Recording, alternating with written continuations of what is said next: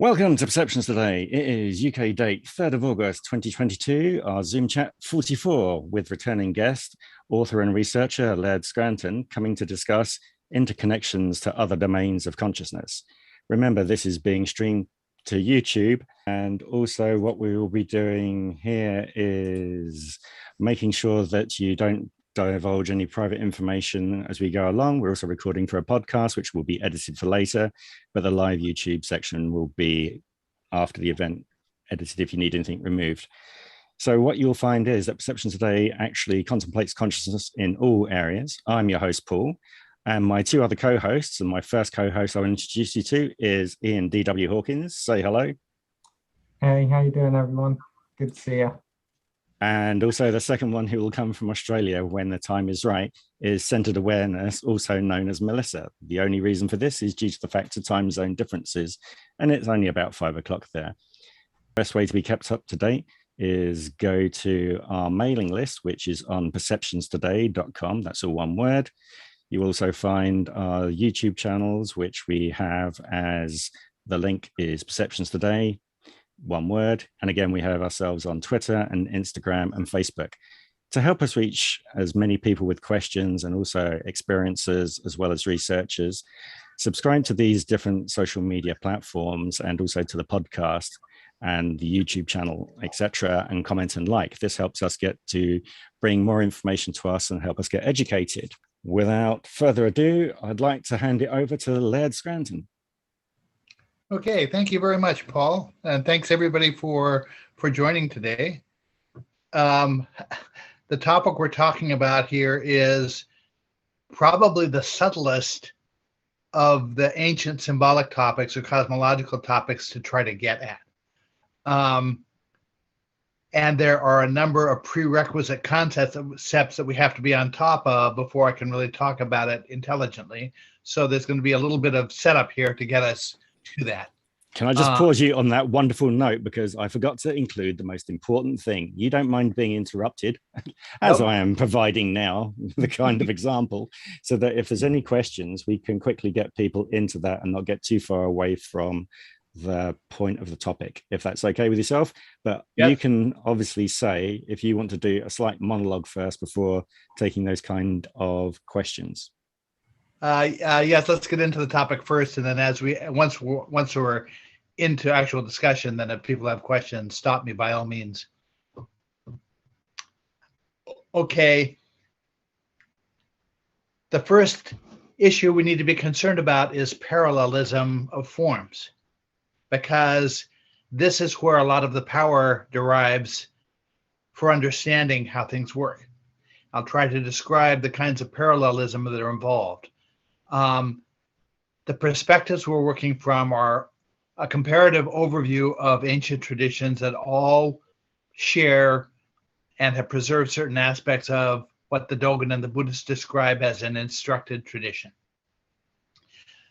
The Dogon say that there is a single set of dynamics of energy that recur in the same form on all scales of examination. And what I mean by that is, to begin with, we have 4 creational themes we're talking about that are understood as parallel. How the universe forms, how matter forms, how biological reproduction comes about, and how consciousness comes about. So the benefit of the parallelism is that at any stage of that process, dealing with any one of those themes, if we're confused about how things happen, we have the option to compare to the other themes and see how things happen at a parallel point in the process, and that opens doors for us in understanding what we don't understand. Okay. The second thing is that there's parallelism all the way up and down the scale from microcosm to macrocosm. And this is essentially a dimensional magnification that we can think of it as. The advantage to looking at the dynamics of energy from a very reduced dimensional perspective is that all the dynamics simplify.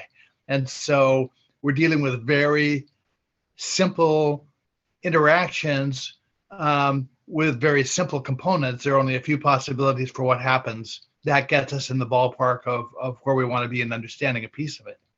As we move dimensionally upward from there, the higher we go dimensionally, the more nuance we gain about what happens with those interactions. If we get to a four-dimensional perspective of everyday life, we get a lot of nuance about what happens with creational energies that we don't get at essentially a one-dimensional, or really a pre-one-dimensional perspective. Now, the third concept you need to be aware of is that we have parallelism between what happens on the energetic side of the scale and what happens on the linear material side of the scale. That virtually all of the concepts that we're familiar with on the material side, concepts such as linear dimensionality, the concept of a vortex of energy, the concept of an atom, the concept of a molecule, all of these concepts that we're familiar with on the material side have correlates that are not obvious on the non-material side, on the energetic side. And I'll try to point out what those are as we go along. The system rests on a philosophy first documented in India called Samkhya, a cosmological philosophy that is a counterpart to yoga, which is a sort of an individualized, personalized expression of all the same concepts. The system from Samkhya's position, the system begins with the interaction of two energies, one called Purusha, which is treated as feminine energy associated with non-materiality, and the other is Prakriti, which is masculine energy associated with materiality. And it's the coming two of those two energies that catalyzes the processes of creation. From a scientific standpoint, what we're dealing with is also two energies. It's magnetism, which the Dogon give priority to, and electricity, which come together as electromagnetism. Now, most of the references that we encounter symbolically in the ancient traditions make it appear as if those two energies are the root of the process. That's not really true. What we're dealing with is a continuum of energy, an oscillation of energy between, you can imagine it as two bookends holding up a set of books. And on one end, the first bookend is a state where magnetism is dormant and electricity is unresisted. It's called superconductivity. And at the other end of the scale, we have the opposite of that. We have a state called superinsulation, where electrical flow is dormant and magnetic flux is unresisted. Because the Dogon give priority to magnetism, it's the second state, the state of superinsulation, where things start conceptually. We're talking about a cycle, like the cycle of a year. So there's no objective starting point. You could really tap in at any point you want to, and it goes around, the cycle goes in a circle. But conceptually, the Dogon begin with superinsulation. It's the natural tendency of both of those states to transpose itself into the other state. So the Dogon attribute the processes of creation to a mythological character named Amma, who plays the role of magnetism, essentially. And they say that Amma's initial attempt at creating a material domain failed. This is the half of the cycle that moves from superinsulation to superconductivity. And the reason they say it failed is because it didn't create water. The Dogon see water as the pattern for these energies.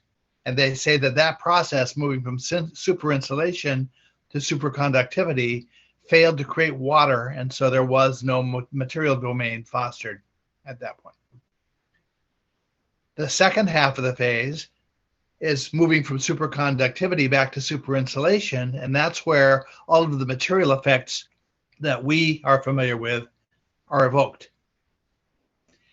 Now, in a superconductive state, because, the Dogon equate resistance, as Einstein did, with slowing of the pace of time. The pace of time is understood as a natural oscillation between magnetism and electricity, and that oscillation sort of clicks out an ultra quick, sort of drumbeat of time, or a metronome of time that's running so quickly that from our perspective it looks like unity. But in fact, as Brian Greene says, if you were to, from a distance, to watch an ant walking across a telephone wire, you might imagine that the ant only had the ability to move in two directions, forward or back across the wire. But the closer you get up to the wire, the more you understand that he has another possibility, which is to move circularly around the wire. That's the way these dynamics work. That distance causes things to look a particular way when in their reality they might not actually be that way. The closer you get, the more you find yourself, put yourself into the same perspective of pace of time as what you're looking at, the clearer the picture becomes. Okay, now Rene Guénon is in agreement with the implications of the Dogon system. Rene Guénon is an authority on Hinduism. Actually, he's the go-to authority on Hinduism. And he says that Purusha and Prakriti are already one step moved towards multiplicity from the actual source. And we can see scientifically that that's true, because electricity and magnetism express themselves perpendicularly to one another, and that's a characteristic of dimensionality. We also know that dimensionality relates to geometry, in that a geometric progression is also a dimensional one. When you move from a geometric point to 2 points that define a line, to 4 points that define an area, to the next level of points that define a volume, you can express that geometrically, or you can express it dimensionally. With magnetism and electricity, electricity's root form is as a monopole. It's a point charge. Magnetism's root form is as two monopoles with a north and a south pole. So we already have a geometric relationship between those two energies that implies a dimensional relationship between the two. So under the covers, we can easily infer that we're really only dealing with one energy, that electricity and magnetism are two dimensional expressions of a single energy. And what that means is that anything that happens to one automatically happens to the other. And that's a very important point that we'll get back to a little bit further along. Now, in accordance with Einstein,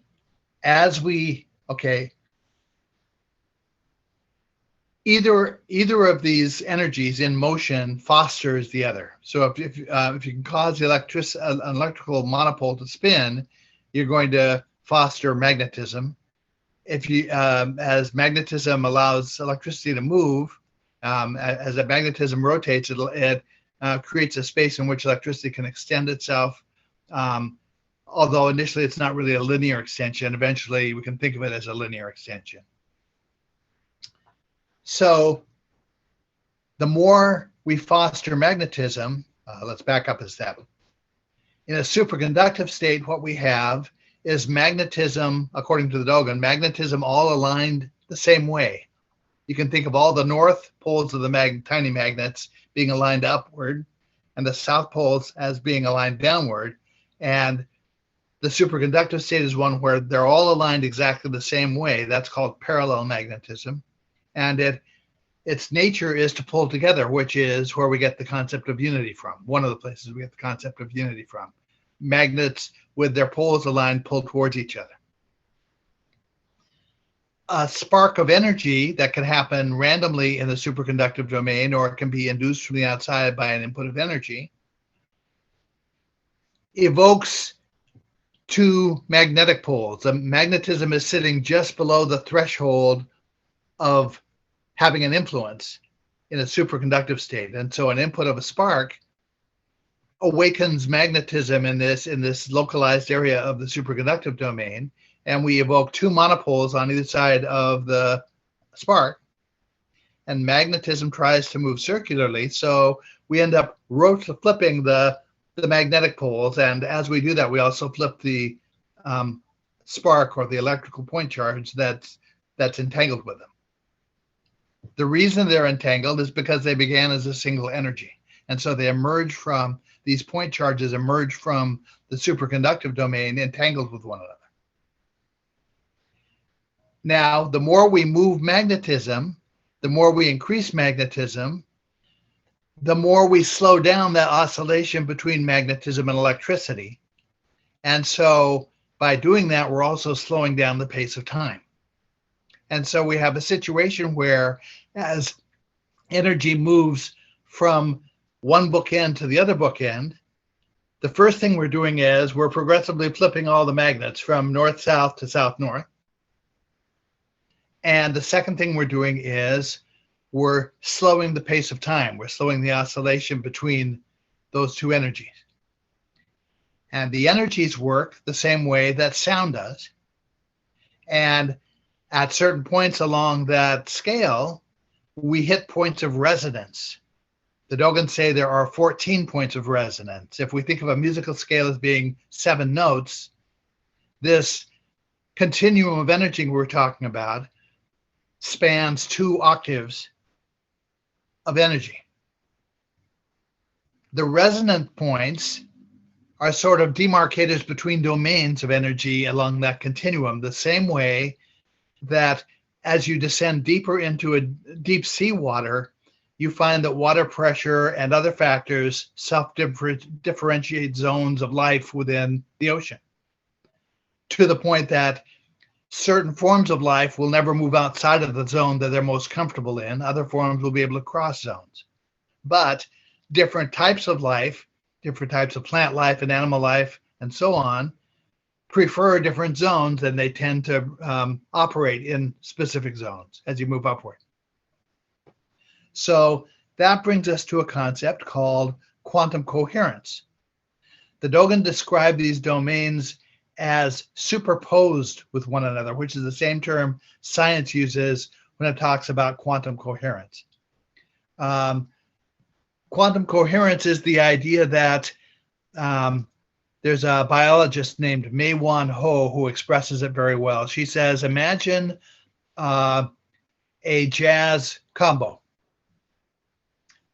where every player in the jazz combo has ultimate freedom of expression for what they're playing on their own instrument, but always in harmony with the broader theme of whatever the musical piece is that the combo is cooperating in. And so she says biological energy works that same way, that every action that transpires biologically for an organism is in harmony with a broader continuum of energy within the body of the organism that is a conceptual counterpart to this continuum of energy I've described for energy in the universe. That these 14 domains of energy operate the same way as the biological zones do in the sea, and the same way that things transpire for an organism. Okay, once we get to the level of an organism, we get some visibility on what we mean by superposed. In a living cell, the chemical reactions that cause the cell to be alive occur on time frames that span the entire scale of the continuum we were talking about. From the Dogon perspective,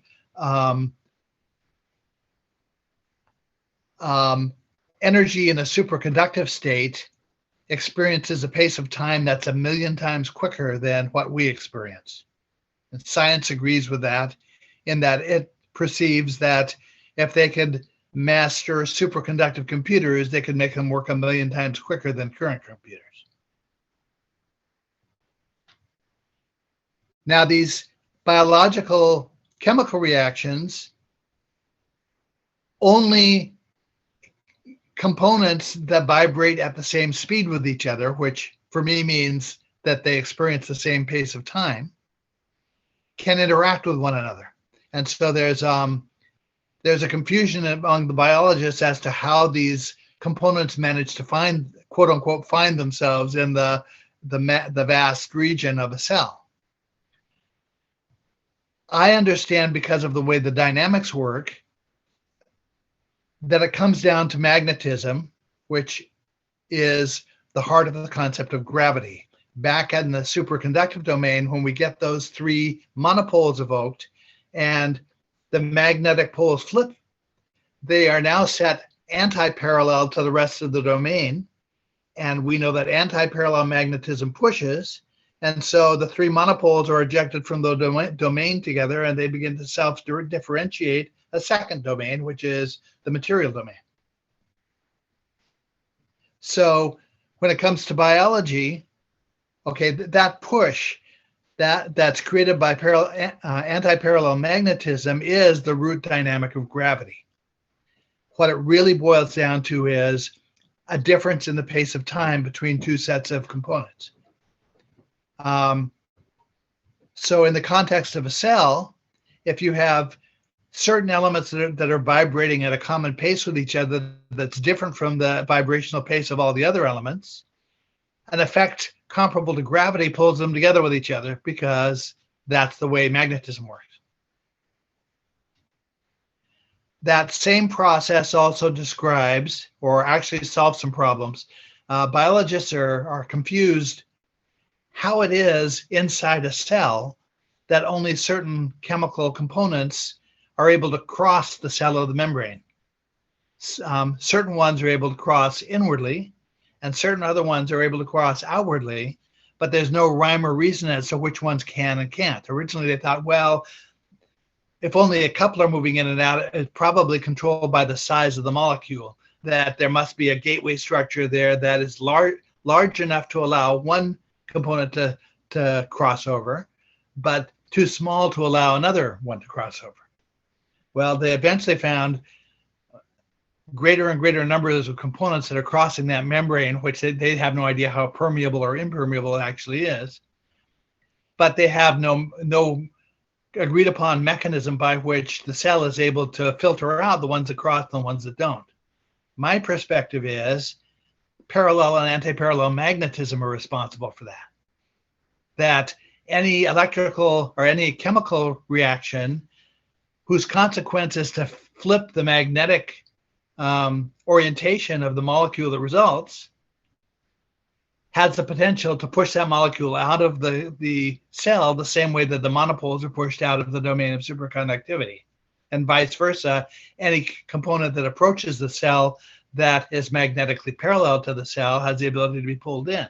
And that's why a cell tends to retain its coherence even after its membrane has been ruptured. It's because it's not the membrane keeping things in, it's magnetism. Okay, so when we look at the biology of a cell, we understand that these chemical reactions that correspond to all the time scales of that continuum of energy, from more than 1 million times faster than what we experience to maybe 10,000 times slower than what we experience, all of those reactions contribute to the life of the cell. So even though conceptually they're occurring in different domains, there's an overview perspective from which they're all contributing to the life of a single cell, from our perspective. And that outlook, the outlook that there are things going on that are differentiated from one perspective, but from an overview perspective are united or are cooperative, that's the concept of quantum coherence. This may be a good point to stop and take whatever questions people have before we move on to the next piece of this. I don't know if I've made any of that clear. Oh, definitely no. It's on the clear side. With obviously the author that you mentioned, I've just put in her Wikipedia page as well there to help people go? Because previously you've mentioned several books of hers which have been very worthwhile to put into our book list. So that's in there. Is there any questions at the moment? Oh, you can either raise a hand or come off mic, and then we can see how they're going along. So far, I can see. I did have a question, Paul, if I may. Laird, who was the specialist in Hinduism that you mentioned? I didn't get that name. It's Rene, R-E-N-E, Guénon, G-U-E-N-O-N. He yeah. He wrote in the early 1900s. Oh, okay. And the people who I use as sources on Buddhism and on related traditions of India all treat Rene Guénon as the go-to source for an understanding of what a certain term means, or what a certain concept represents, or what certain symbols represent and why they represent them.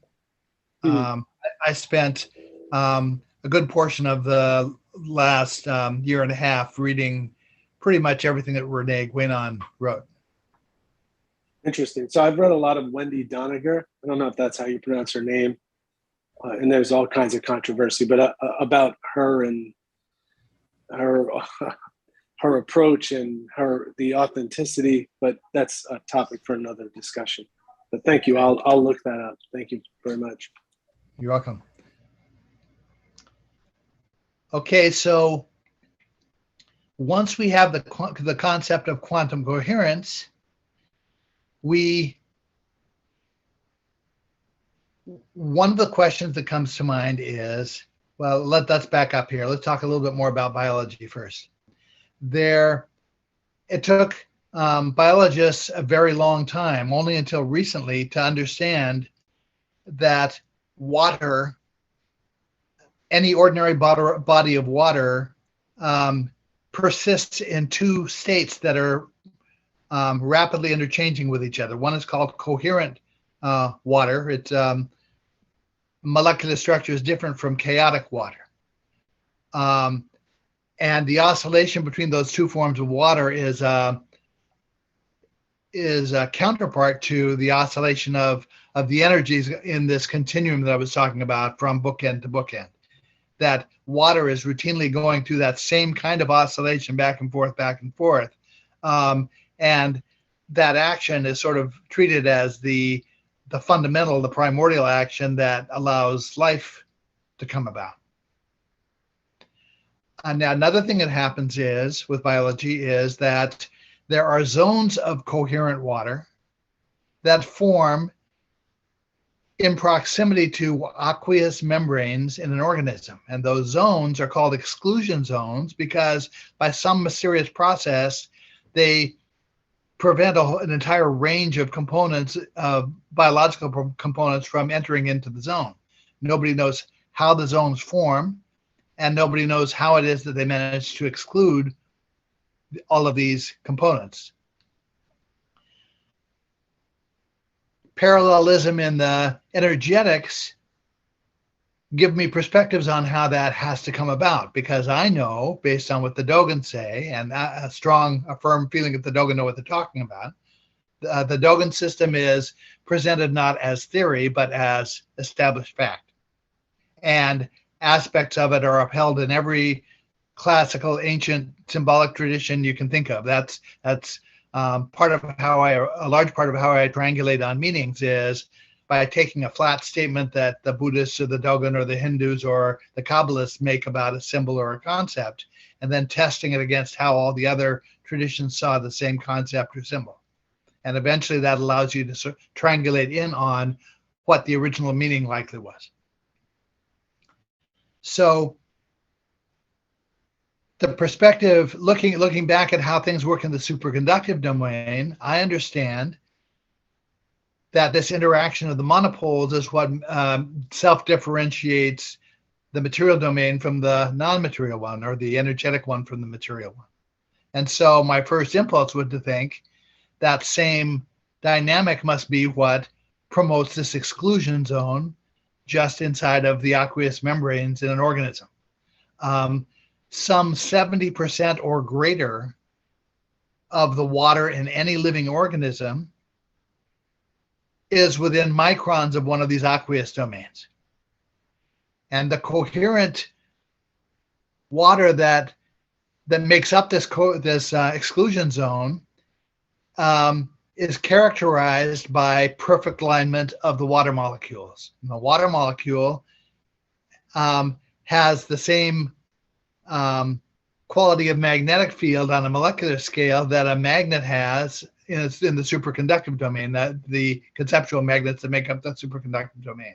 So we know that if you can get all the water molecules to align in the same way, you've just restored aspects of superconductivity. And the biologists don't consider that. They're not looking at things from that perspective.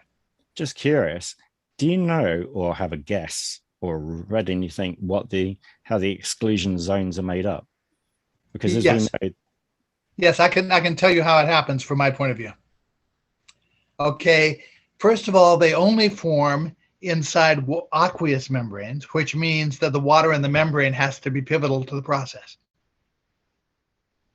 They've discovered by shining light into these membranes that most of the light in the spectrum of light, most of the frequencies, are either reflected back or are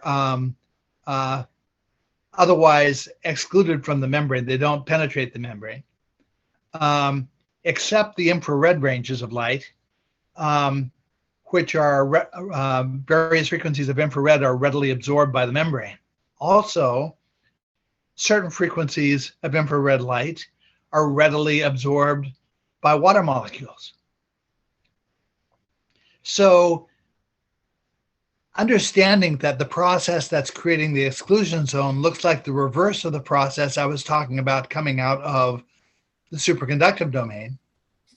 Would you also think this is kind of like we've got large highways going on that we're looking at, but we're looking at the painted strip in the middle of the lanes. Yes. But you might have even something more complex within that very small painted strip. Yes, well, the Voyager probe that just left the heliosphere discovered a zone just like that, an ultra rapid transmission zone of electrical energy, of electrons, that sits just outside of the conceptual membrane of our solar system. So there's parallelism to these energetics. The astronomers don't understand what that is, but the Dogon outlook is explaining it to us because it's got to be parallel to what they're talking about. So what happens in the membrane is, I did some research and discovered that there are scientists who've had success essentially deconstructing a water molecule by shining infrared light on it. And they do it using layers of materials, thin layers of materials that are set, two layers that are set back to back with each other. And one of the signature consequences of that process is that it tends to separate positive ions on one side of the two layers and negative ions on the other side. And that's precisely what happens with the aqueous membrane, that whatever's going on in the aqueous membrane is leaving a wealth of negative ions on one side and positive ions on the other. And these are sort of building blocks for organic reactions. So from my perspective, what's happening is infrared light that penetrates the membrane is essentially deconstructing the water molecules. And when it does that, it's the reverse process of how we are materializing things out of a superconductive domain. So we're automatically moving those materials a conceptual stage back towards superconductivity from the state of a molecule. At the same time, we know that an input of energy has the ability to flip magnetic poles. So if each of those components has had its magnetic attribute flipped in respect to the rest of the membrane domain, magnetism would then push those components out and create the exclusion zone, where anti-parallel magnetism is what's causing the other components to stay out of that zone. So the biologists are talking about theoretical mechanisms for how the protons and electrons that are needed for biological reactions are communicated throughout an organism. And they talk about there's a sort of a very rapid bucket brigade type transaction with protons that happens through molecules where the first molecule shifts a proton to the next molecule, which then shifts a proton to the next molecule, and so on. That's one of the mechanisms they've identified for how protons get liberated for these interactions. But I understand, based on the superconductive domain the Dogon talk about, that a superconductive domain is essentially a reservoir of protons and electrons itself, an immediate reservoir. Every root biological transaction begins with a spark, the same way it does in the superconductive domain for the Dogon. And so when that spark happens, it has already liberated an electron, two protons and an electron for use in whatever the reaction is, or as the starting point for any reaction. So the mere presence of that exclusion zone, that coherent water zone, automatically provides instantaneous energy to an organism wherever it needs it on demand. Now, the second thing is that they've measured electronic impulses conducted through those exclusion zone domains, and they arrive at the brain up to a half a second sooner than electrical impulses conducted through the nervous system. So we have a secondary network of internal communication for nerve impulses, essentially within an organism, that's defined by these superhighways of the exclusion zones, that's independent of the nervous system. And so that explains certain life forms like hydras that don't have a nervous system, but are still able to function as living creatures.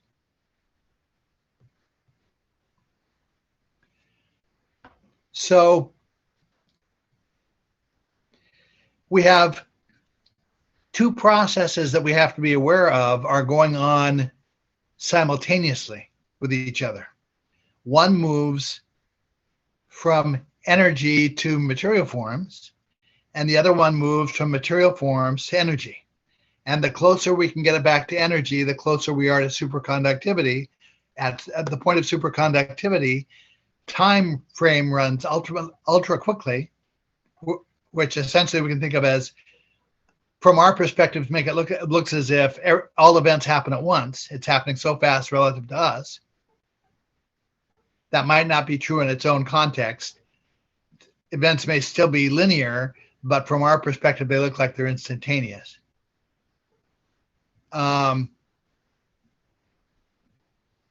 We have those two processes going on at the same time, and we see that dynamic of those two processes in parallel all the way up the scale again. And I'll try to explain that. At the level of a hydrogen atom, there's a confusion with the hydrogen atom, because a hydrogen atom, most atoms have equal numbers of protons and neutrons and electrons. A hydrogen atom has a proton and an electron, but no neutron. And no one really understands why that is. How is it that a hydrogen atom is different? How can it be an atom with just a proton, no neutron? Well, the reason is because due to transactions that are happening so fast that it's hard to catch them when they happen, transitions that happen so fast, any proton we're looking at and examining periodically will transition to a neutron and then back again.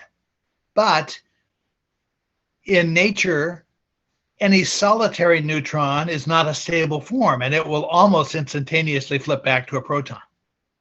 And so in a hydrogen atom, which is looking to try to construct an atom out of one electron and one proton,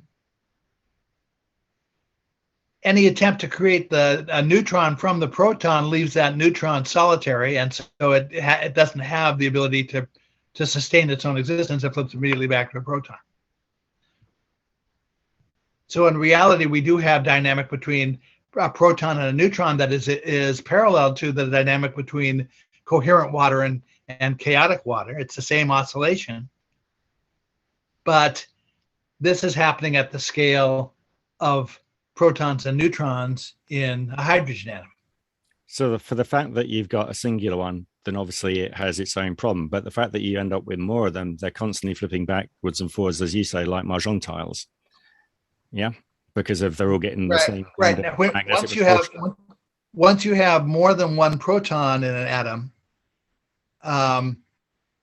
actually, when we get to the level of where a helium atom, where you have 2 protons and 2 neutrons and 2 electrons, the pairs of protons and neutrons coordinate with each other, that the neutron is flipping its state, it's transitioning its state to a proton concurrently with one of the protons transitioning to a neutron.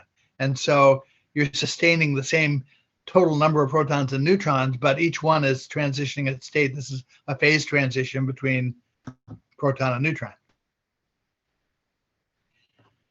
Now, the interesting thing is we understand at the level of superconductivity why the 3 monopoles are entangled with each other to begin with, because they emerged from a domain that was just a single quality of energy.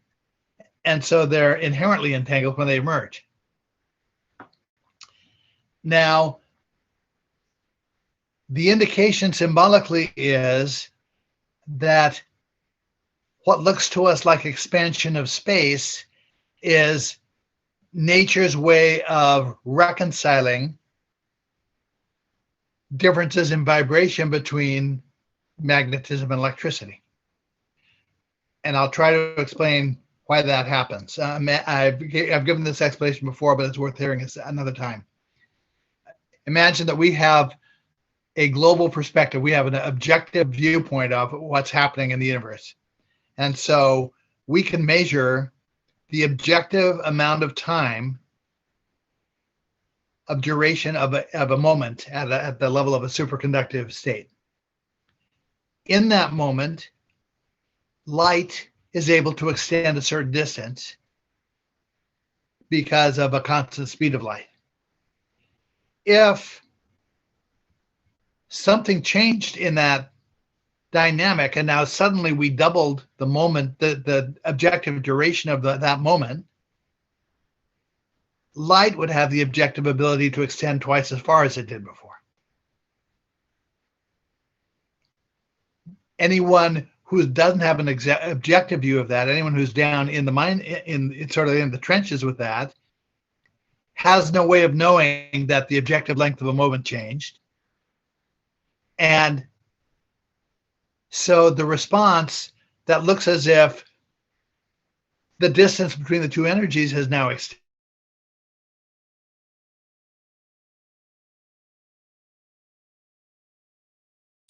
Okay, interesting. Things seem to have gone slow. Ian, can you hear me? Yeah, dude, I can hear you just fine. Can you hear Laird? I can't hear Laird. Laird is completely crashed. Oh, he's Laird, back now. you'll have to go back about 2 minutes because you just decided to freeze on screen. Okay. So, Ian, whereabouts did you hear Ian's Laird stop? Oh, man. No, that he didn't say that at any point that I heard. It was literally about 30 seconds before you spoke, but okay, so possibly go back a minute now would be good. Okay, I had been talking about the objective duration of a moment.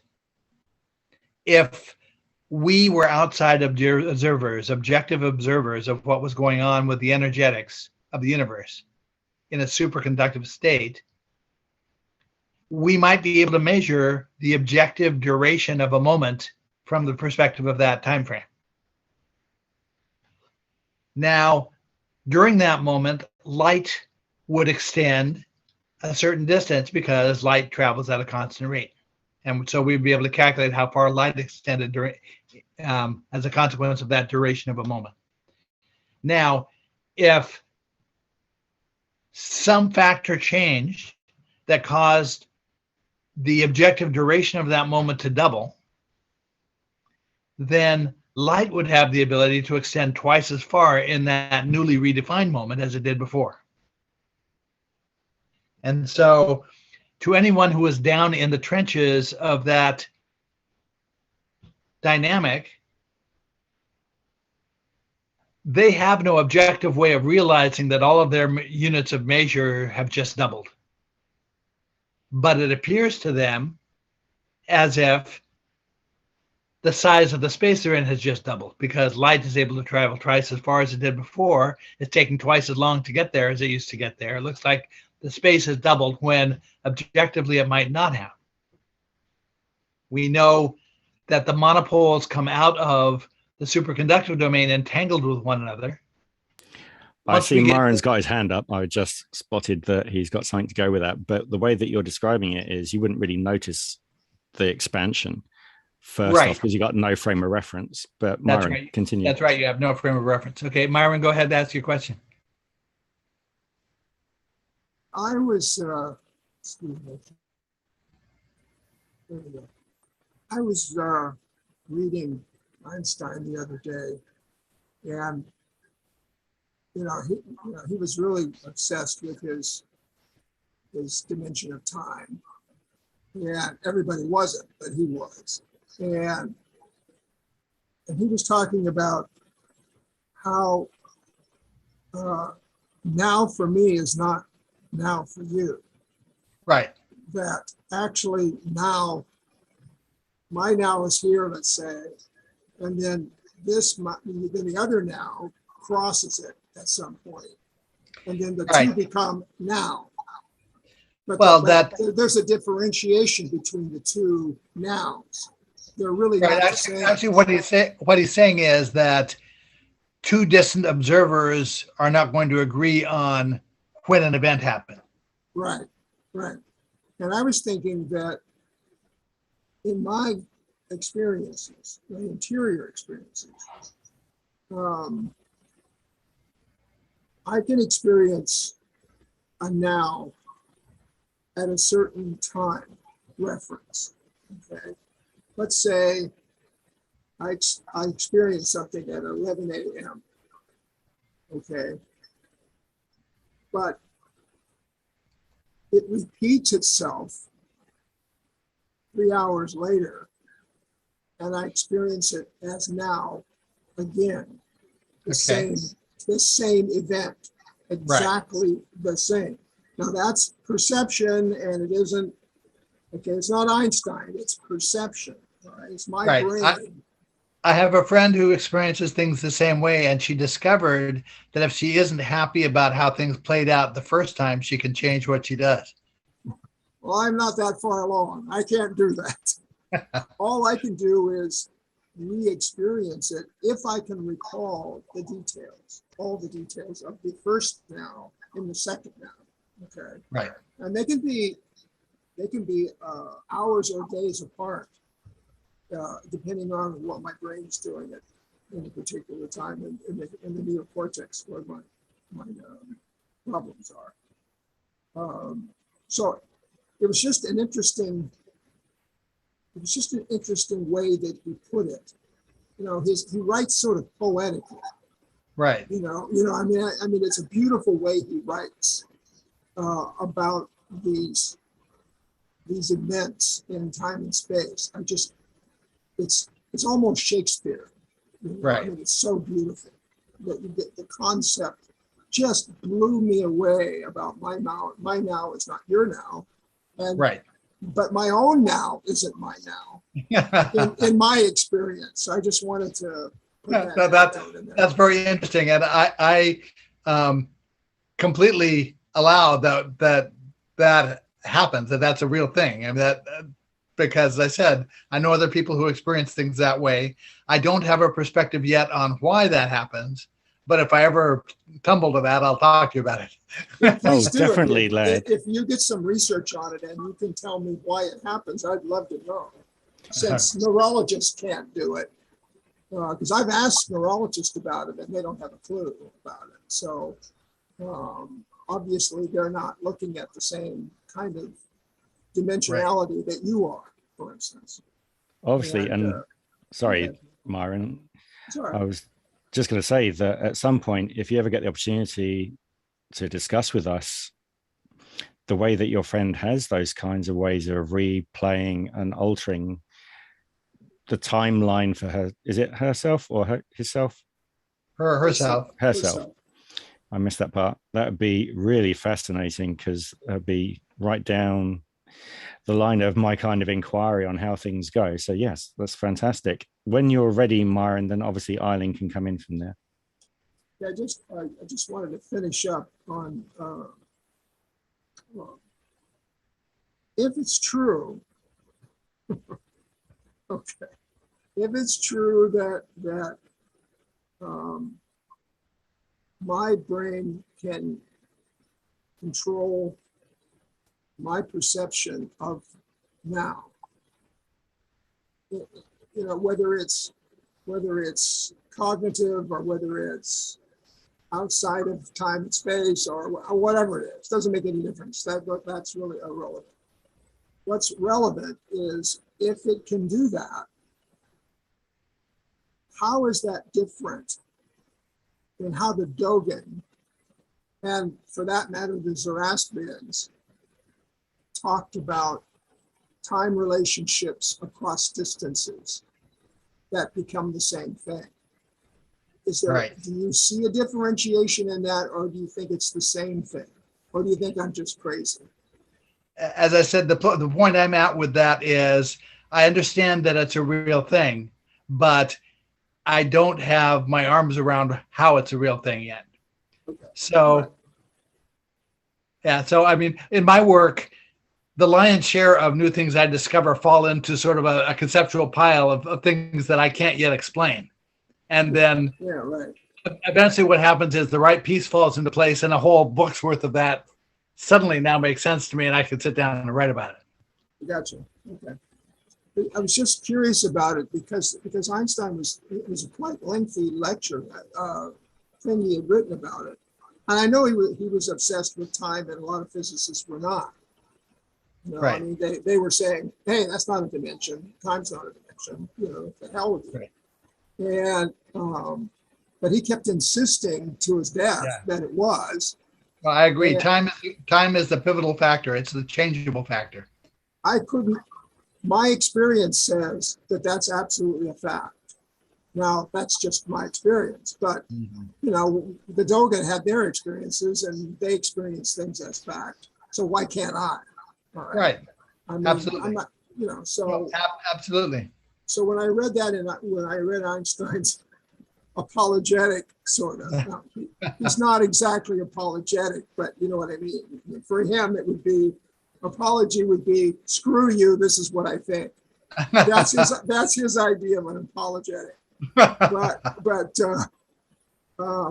I remember it hit me like a thunderbolt when he made those cross time differentials a unity, you know, and I just thought, wow, I've been doing that for 60 years. Right. That same event has been happening to me for 60 years. Wow. So I just wanted to see if that added anything. If you ever come up with any theory on that, I would be really interested in hearing. Yeah, you will be the first person I think of when I gain some kind of perspective on what's going on there. Because nobody else does, except maybe Einstein, but he doesn't seem to care what everybody else thinks, and that's fine with me. I mean, anyway, that was my question. Okay, so Thanks. Eileen has a question, I think. Yeah. I'm just asking if you ever examine that and you come up with any theories connected to the Dogon or anybody else, I don't really care who it's connected to. I would like your input on that. because I don't have an answer. You know, I mean, Right. we're always looking for answers, right? I mean, the Right. hypothesis is to look for an answer. So I'm always trying to look for the answer on what's going on inside my head, even if it's cosmological and has nothing to do with my brain. You know, I don't Right. even know that that's true. I mean, people Right. tell me things, but they're just making it up. So, you know, I mean, there's an old expression, you know, if you will not speak, I'll just consider making you up. And that's kind of how I feel about my doctors, you know, since they don't speak, I just make them up. So anyway, I don't make Einstein up though. I'll tell you that right now. All right, that's all. That's my. Well, thank you for that. Sure. Hi, Laird. Hi, Eileen. Eileen speaking. Mm-hmm.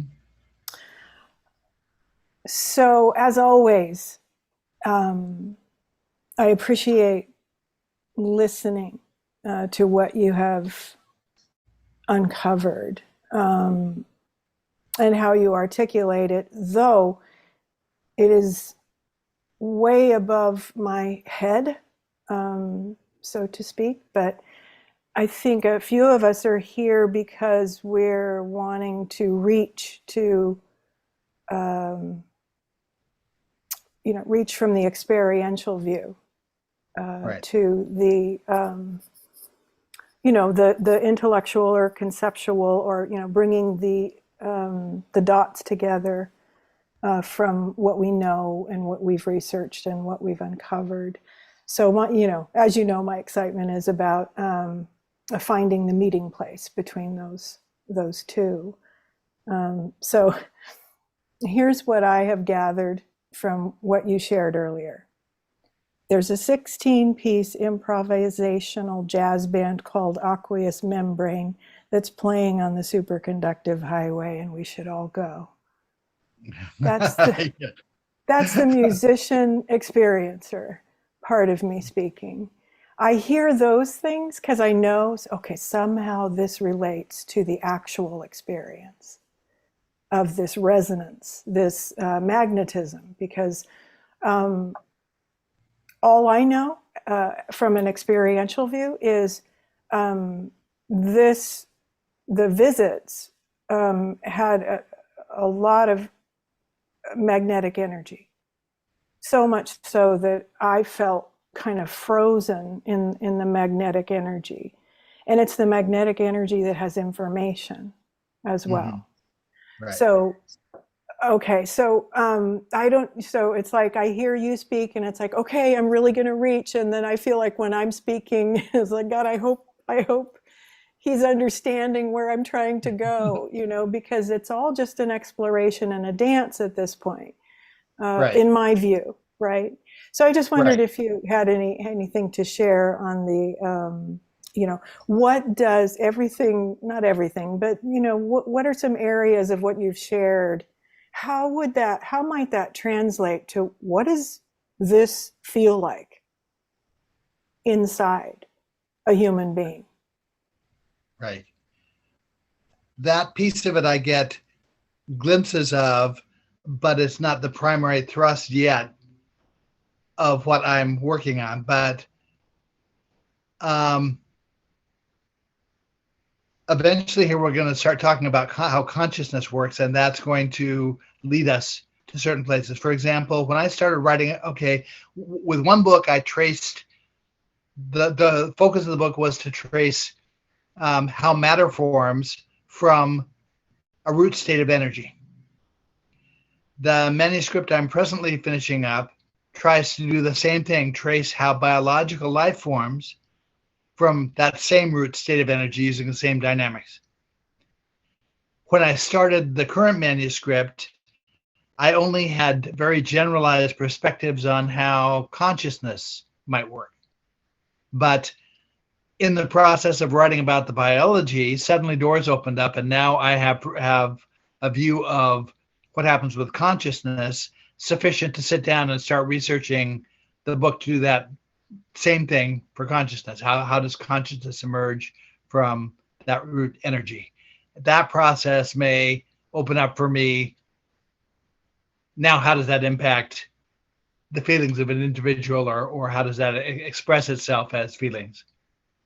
I have certain minor insights into that. I know that anything that crosses the boundary from materiality to energetics is associated with a feeling of love. Anything that crosses the opposite direction is associated with a feeling of sadness. I know that there are any number of symbolic actions that have the potential to evoke an emotional response. I see that in UFO experiencer cases.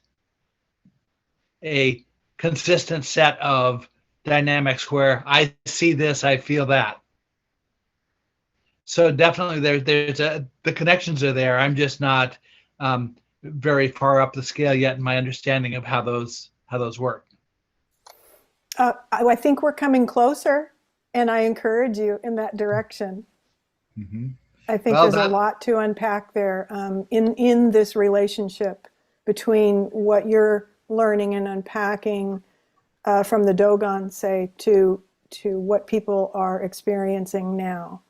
And yes, It is love. It is an extraordinary love energy that occurs that there's no explaining at all to anyone, because we have such a limited definitions of love in our reality at this point in time. But it is a felt experience of this extraordinary light and love that occurs when this connection is made. So this is something that I find, as an experiencer, it's been very frustrating for me to be taken seriously about this because there's an immediate dismissal of it from, oh, this is ridiculous, woo, this is new age, this is, but excuse me, I'd like for you to feel this and then get back with me. Because initially it can be too much. It can be through the Kundalini experience. It's like you feel like you're going to be annihilated by this light. But it informs you. The impulse to say, because of something I know this can't be true, wins out over the impulse to say, what would have to change in my outlook to understand how this is true? Precisely. Yeah. I was also going to say, with all the information that you're coming with, Eileen, obviously we got Paranormal Blip, Peter Harrison in the room, who obviously deals in that kind of area. So he might be able to hear of other pieces of information which will overlap, which wouldn't make sense normally. I mean, Pete, you've probably started to hear this, haven't you, in other conversations, whether it be Twitter space or other places? Yes. Yeah. In fact, I think we were discussing it in part the last time. Is your name Pete? Oops, sorry. I thought you said me. Oh, shut up. Yeah. Hi. He did a good impression of you, didn't he? There, Ian did. Yeah. I've got a bit of a. I think I've got a higher pitch on my voice, but the accent is quite good. He does quite a good English accent, Ian, doesn't he? He's superb. Appreciate that. I was just thinking when Eileen was all my life, you could say. Sorry, say again, Ian. I said I appreciate that, Pete. I've worked all my life at it. Exactly. Yes, you've mastered it.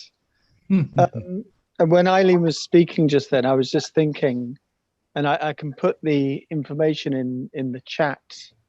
There's this guy called J. Christopher King who runs, or he's one of the people that kind of set up this organization called the Experiencer Group, who are I'm familiar. Essentially, those guys, yes. Eileen. Yeah.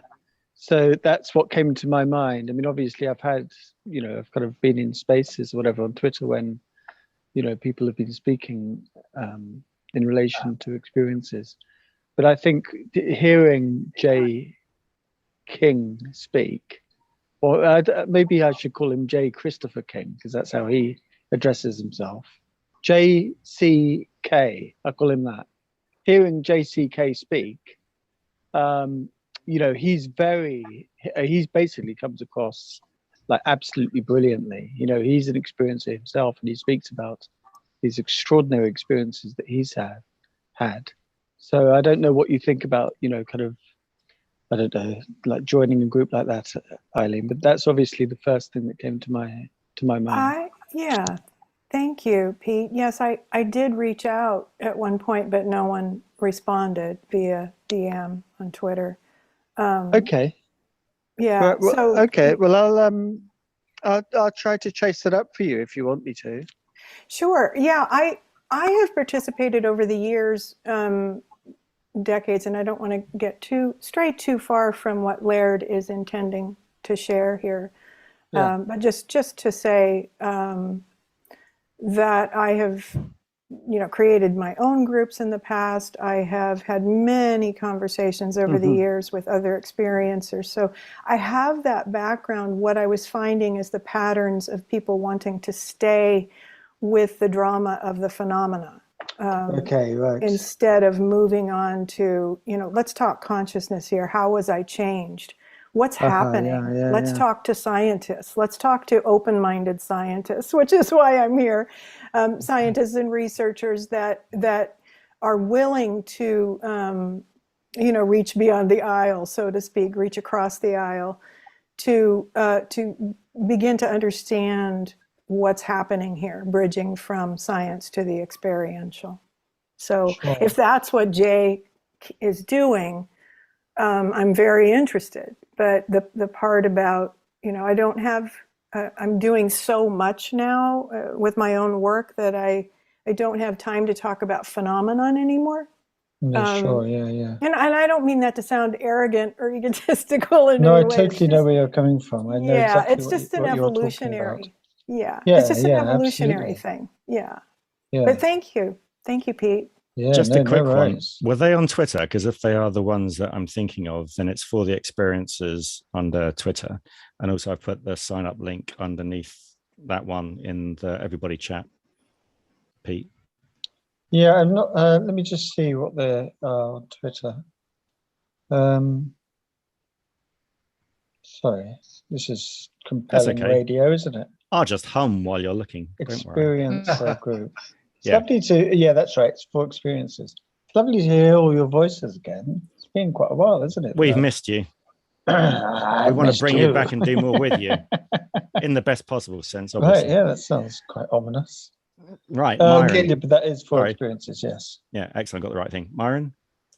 Yeah, the whole idea of experiencing, of course, that's my whole life, has been experiencing one kind of reality or another.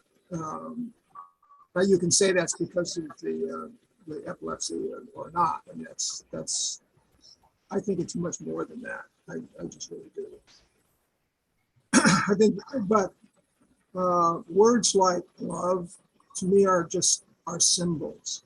They don't, because the definition is so amorphous that it's kind of like truth, or, you know, I mean, it's those God is the worst word in the world, because as soon as you hear it, you get millions of definitions, you know, as many as there are people on the planet, probably, and maybe some people off the planet. And the same thing's true with the word love. You know, when I hear the word love, I think all kinds of dimensions, not just the Greek definitions of agape and eros and all that stuff. I'm not even talking about that.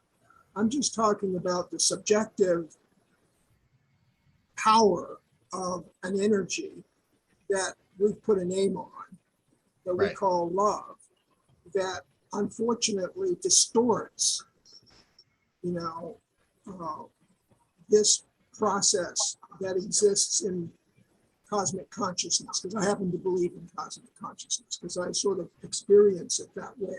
That's how I experience the universe. I was looking at a diagram of the universe the other day, you know, and it was sort of like a big cone, you know, and there's the whole universe in it. And we were talking about some new stars that they had discovered at the end of the universe.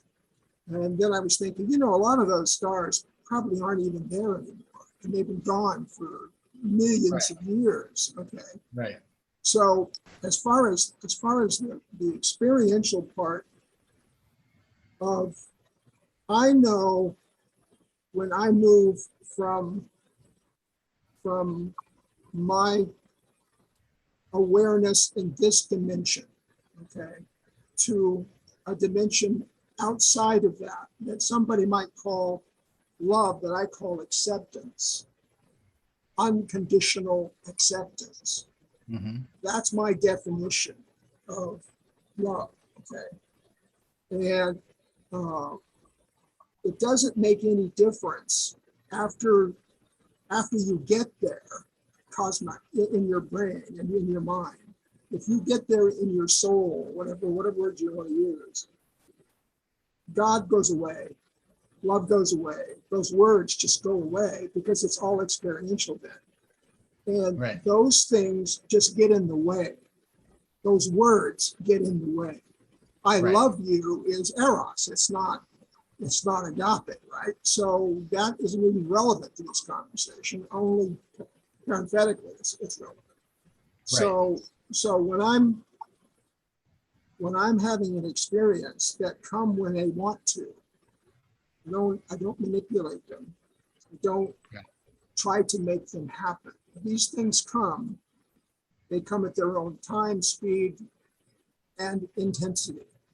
And I think that I was reading about some things that Dogon had talked about. Just tied this up a little bit. And they were talking about that this energy that they would call love, but they don't call it that, permeates you in its totality. And once it does that, you're there. And there is no differentiation between you and it. So you're one thing. So there is no up or down, right or left, or any opposites or anything like that. And when I feel it, I don't feel like I'm from anywhere and sort of nowhere. I feel like I'm there, and it's now, in its present time. And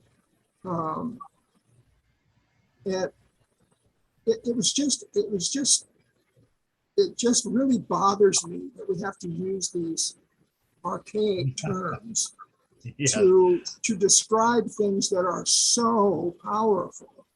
I mean, even the things that you have just discussed. Let's just take water, for instance, H2O. Right. All right. It sounds so simple on the surface. Well, it's H2O, right? It's hydrogen, and it's the whole damn building block of the whole universe. Right. So it's not just H2O. I mean, you can say H2O, but you don't feel anything. See what I mean? And yet you do. When you say H2O, all of the things are clicking. The protons are kicking, your neurons are happening, your brain is exploding. But when most people think of water, they don't even think of H2O. And if they do, it doesn't mean anything to them. It's a high school thing on their Blip board. Right. And so I think that all experientials, I can't talk to them. My experiential stuff comes without definitions. Now that is because I don't have a language for those definitions. Right. That's why I don't have definitions, because I can't come up with a new word. I might as well call it good. That's good, because it's as good as love, because it means nothing to me. That word means nothing to me, except by experiencing the totality of the universe at that particular moment, because of that particular exercise or openness, or whatever you want to call it. I know that in Hinduism, they talk a lot about, crossing, that barrier. And when you cross that barrier, all opposites go away, and you're part of cosmic consciousness, and it's done. And then if you want to come back, that's your choice to come back, but you don't have to come back. So I guess finish this up, maybe tie it into what I got from the Dogon and from Zoroastrian, by the way, since Mazda, which is their main god, is monotheistic. I mean, it predates Judaism. You know, it's 1800 BC, so it predates Judaism. So when I was reading about Mazda and as their main monotheistic god, I was thinking, okay, I got that word again. You know, first of all, I got monotheism, which I don't like, and then I got God, which I don't like. So those are two words right there that I don't like. Then, of course, he creates those other beings underneath him, the dark one and the light one. So that's kind of like the Holy Spirit and Jesus Christ. I mean, you know, the parallels are a triangle, and they're sort of the same parallels. But anyway, that's not my point. My point is that when I was reading it, except for the cloud of unknowing, where he refuses to use the word God, they agree with me that if you use it, you've limited it to your perception from childhood or whatever about that word. Right. And that it just I don't know that collectively, unless you could move the collective into a common experience, which I don't think you can, but maybe you can. I mean, after all, we're talking about the physics here. And that is a common experience, but that seems to be ever moving, ever changing, ever evolving. You know? And that's a cool thing. You know, our understanding should be evolving and expanding, and so should our ideas about those other things. I mean, there's all very valid points on that one, but I'd just like to say that the second co-host from Australia has made it. Yay. Oh, good. That's great. I would like Melissa to get off mute and say hello. Hi, Melissa. Hello, Melissa. I forgot how to use Zoom. I'm sorry. Don't be shy now. Thank you. No, I had to wake up properly, so I didn't sound like I just woke up at 4:30 in the morning. Sorry to make you do that. No, that's okay. I'm sorry, Laird, that I got to miss most of your session this morning. I really enjoy your talks, and I haven't had the chance to. I really haven't had the chance to get to sit with you and hear them. So, unfortunately, I got to catch the end of it this time. I didn't get to hear the whole thing again. But it's just unfortunate that your life's been very complicated over the last few months, hasn't it? Oh, this winter I got sick like 3 or 4 times. I don't know what happened, and normally I don't get sick for that long. I usually get sick for 1 week, and yeah, this winter I've just been, once I get better, then I get sick again, or someone next to me is sick and then I catch it. So once my immunity levels are trying to get on top of everything, then I'm around someone who's sick again. So yeah, it's been a bit of a roller coaster for me this winter. Yeah. But hi to everybody. I can see there's some regulars on here that I haven't seen for a long time. And I'll let you get back to it, Laird. Okay, well, we were actually at the point where we could start talking about consciousness, which is our topic. So from the perspective of Hinduism, those same domains of energy apply to consciousness. And Rene Guénon says that consciousness in each of the domains has its own restrictions in the same way that we do. And so we can think of it as higher or ultimately lower levels of consciousness than ours. Individualized consciousness being the most individualized, as it's called, but that there are restrictions at the various levels. Now, to talk about consciousness itself, we know that if we compare, 3D, a 3D view of a thing automatically accrues from having two slightly different perspectives on it. That most people who can view a thing with two eyes from slightly different perspectives automatically acquire a 3D view of it. Well, consciousness for me works like that. It's the ability to see a thing in overview and then break it down into its individualized components and then mentally put it back together again. That any being that can do that has consciousness automatically. That's the function.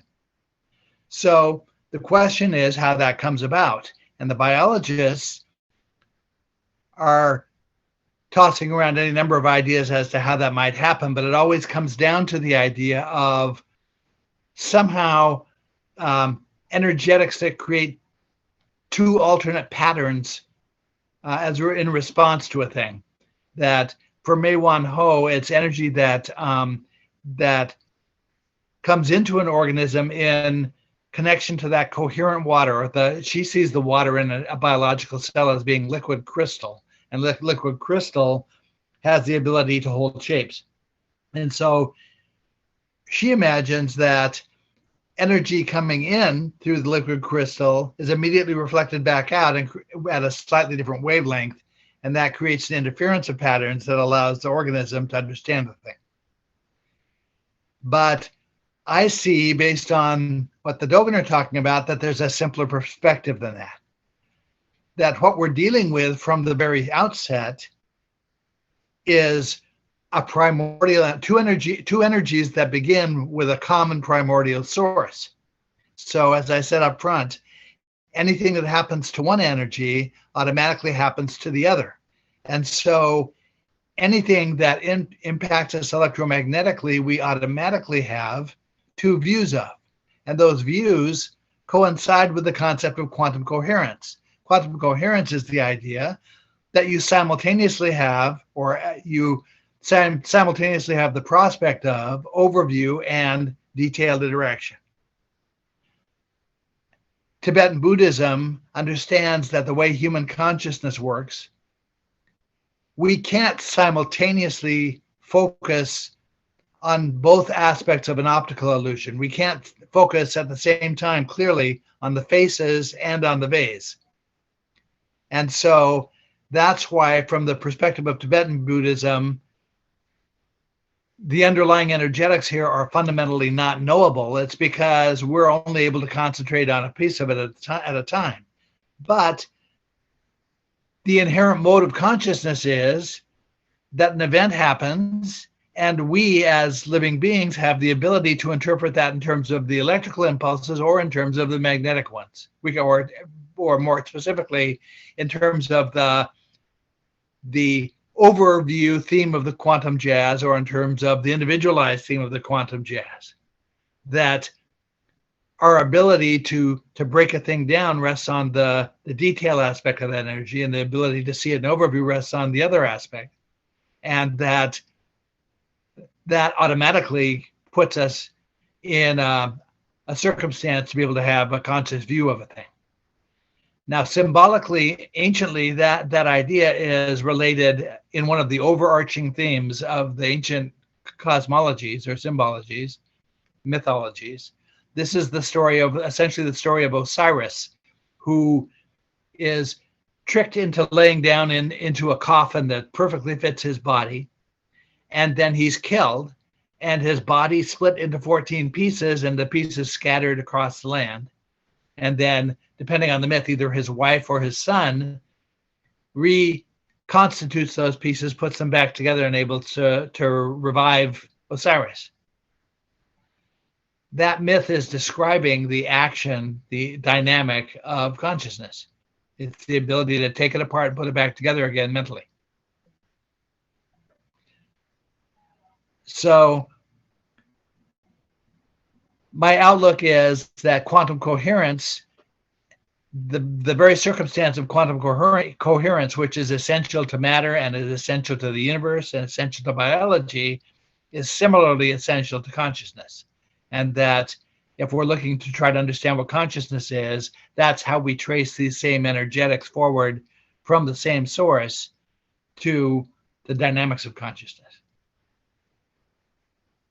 Now, for someone like Myron and other friends that I have, seem to have the ability to perceive things not only from the little biological zone that we live in, but they're also able to shift into the ones on either side of us, which symbolically is what's indicated. The symbol that represents the domain of time that immediately I've just spotted two hands go up, and Ian's going to have to tell me which one went up first because I was pulling information from the net. I reckon. I think Myron Dial and then Shadow Fox from what I've got on the screen here. Excellent. I think that's correct. Was that right? Did you get your hand up first before her, Myron? Yes. Excellent. Yeah. Go for it. Cool. Yeah, I'm glad you said what you said about experiencing dual realities simultaneously. Let's use the musical example that everybody seems to be playing with. You've got Charles Ives, for instance, in his symphonies. He writes a straight symphony that is logical and put together the way that you would put together any musical piece. Right in the middle of it, he puts a freestyle line that you could say is free consciousness. No bar lines, no duration of pitch, nothing. Just a free line right in the middle of the symphony. So you've got a straight musical piece with all of its normal rules being played by this symphony. And right in the middle of it is something that's 180 degrees out from the rest of the piece and has nothing to do with the other piece. I mean nothing. No common chords, no common structures, no common pitch, no common anything else, no common time. Right? So there's your example of the way I experience the world. Okay, there's the regular world. I can sort of see the regular world as it regularly is, the way my brain thinks it is, which we all disagree on.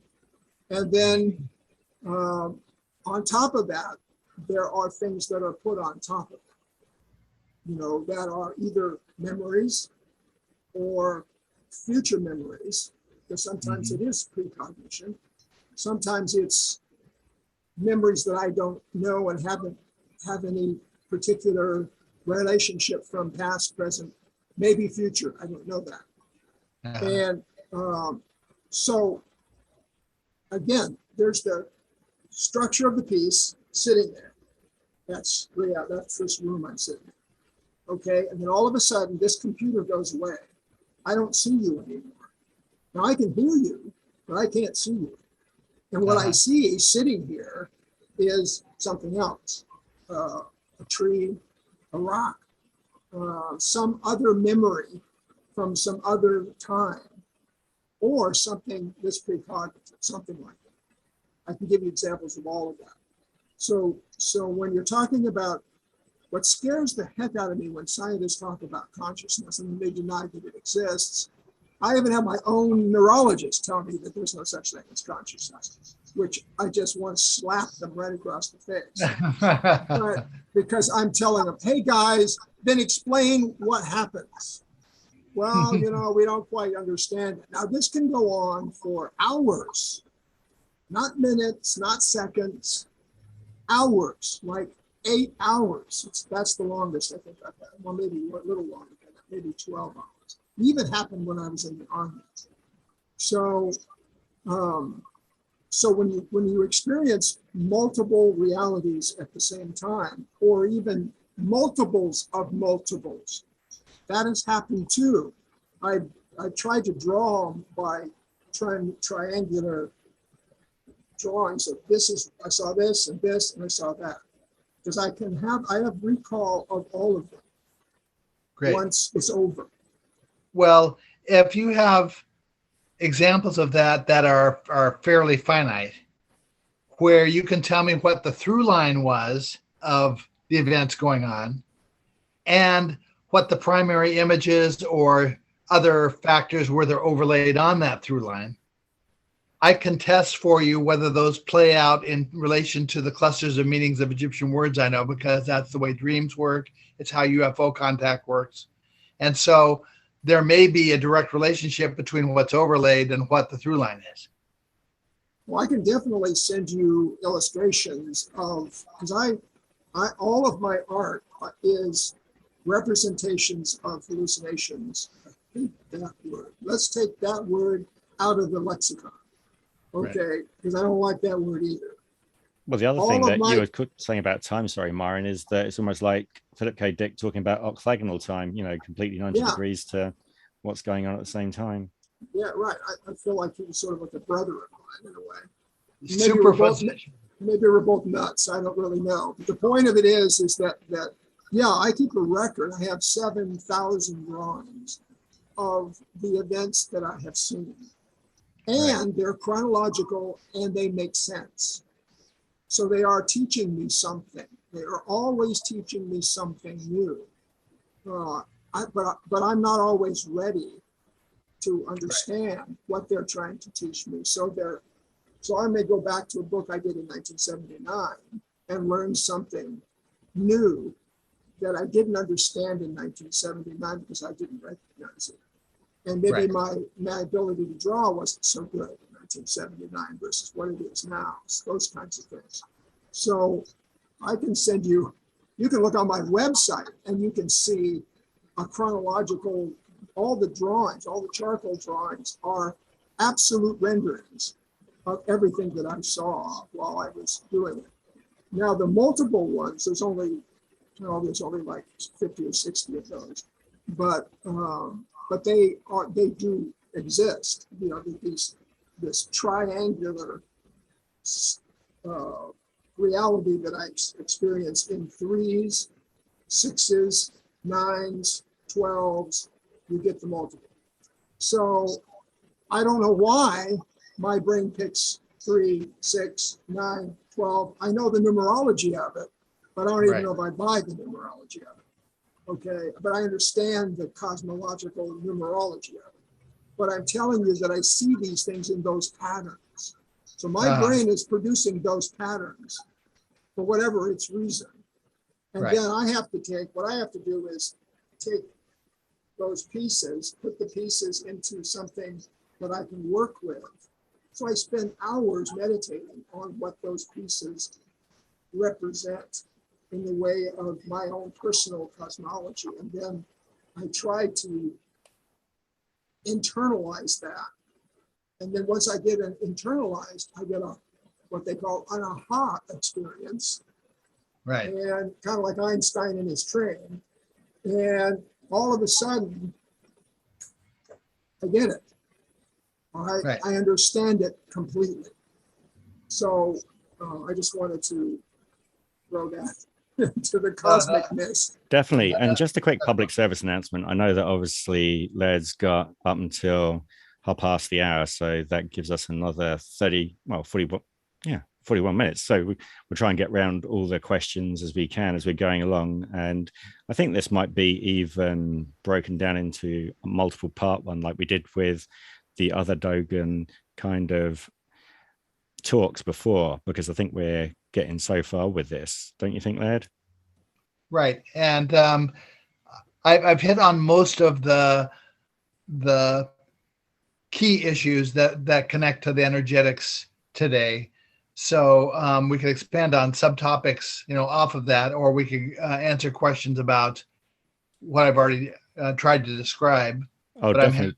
I'm happy to do other sessions if you want. Oh, yeah, it's beneficial. And I think everybody else will show appreciation for that as well. Shadow Fox? Oh, hello. And thank you, Laird. Thank you so much for doing this with us. I do appreciate it. I'll be relatively quick, because when I kind of tend to agree with what Eileen was also saying, because when we look and we have experiences, and I'd like to bring it to the point where you were describing, the light energy and that magnetic resonance, and like what happens with one, it also triggers the other one. And the point that I'm trying to get at is when, like for me personally, in my own life, in my own experiences, they can be ranging very differently. Like, and I have a feeling that after listening to you, like if I'm on that wavelength of, say, that magnetic pulse, then the experiences that I have are very essential to what I'm feeling or where I am or my surroundings. But when I have the experiences, like I'm like, for a better term, I was like riding the lightning, okay, that light wave, it's like a completely different octave. And what happens is it's like that feeling of I will go and have more of a teaching where there is information as being the messenger. So I am being taught or given information that is grander than a worldview. It is like the cosmic viewpoint, and triggering it and bringing it down to be of service to others. So it never, when I'm in that wavelength, the entire dichotomy of it really comes down to it is not that of the messenger, but it is that of the message. And then if I'm on that the other range, and again, because we're looking at octaves, this is what I'm really feeling, because we can be in this lower octave and still have these experiences and stuff, and then when we go to a higher octave, it becomes more finite, it becomes much clearer. Right.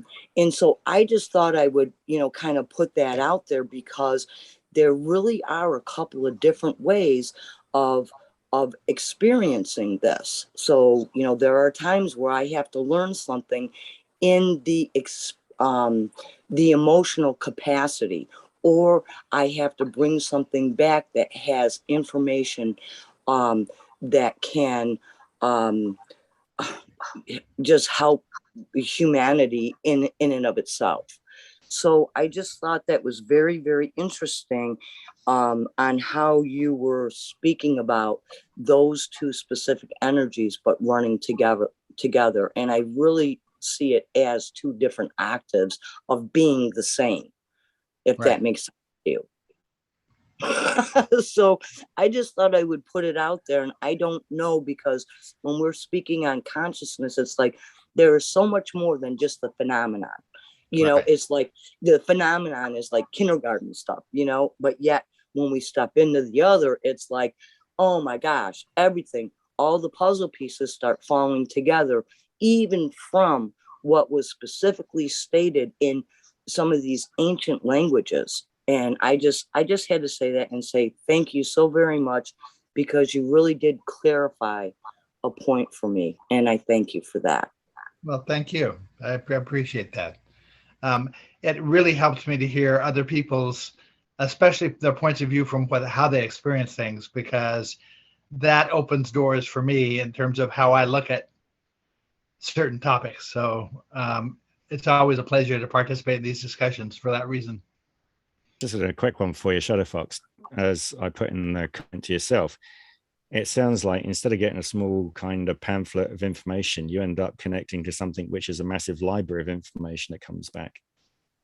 Oh, yes, absolutely. And it just really is, because it's that aspect, because this really is a part of my journey in serving my purpose and serving humanity. It is always, it's like, the difference between, like stepping in and, like whether you look at it as discipleship, it's like always that of service. It never has anything to do with me. Right. It's not because I have this experience that you know, other people don't. It's the idea that I have had this experience and I have a message to share. There's an importance to it, or there could be that impulse that, hey, I have to, you know, like bone up here and like, you know, like say, open my mouth and actually say something, you know. Okay, all right, Paul, hush now. No, I'm glad to hear that it's like Yeah, most of the people that we talk to, it's a non-narcissistic approach to giving information rather than being the attention just for the attention's sake and not actually helping anybody else. The people that we talk to and everything else is that kind of way. Yes, exactly. Yeah, yeah. And then again, there are those experiences that I have that, you know, definitely also hold merit for, you know, maybe what I was going through. And then here's an answer, but this is the emotional component and the much bigger picture, because it's always as an observer, you know, especially the other round, like if when I'm writing the lightning, okay, writing that light, the light wave, that is always as an observer, always. So I just thought I'd put that in there. Okay. I know that I'm going to throw Ian under the bus here because he's probably just making a sandwich at this point. But I'm sure you've got questions, haven't you, Ian? I probably would do. I'm still trying to take on board everything that's just passed. That was some heavy information there, for real. Yeah, I think I'd like another session just to go over it some more. Well.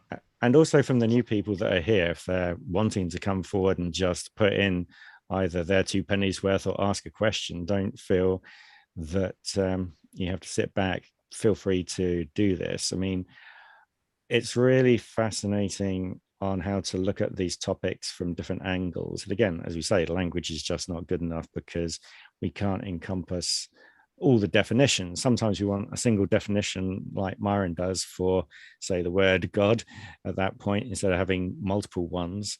But sometimes the interpretation, like you were saying, Laird, with the books in the dictionaries, but sometimes also the oral kind of lexicon kind of works out quite nicely and definite. But some other languages, so for example, if you go down to Chinese and their text writing, you can have multiple interpretations unless you get the next character next to it to make the decisive connection.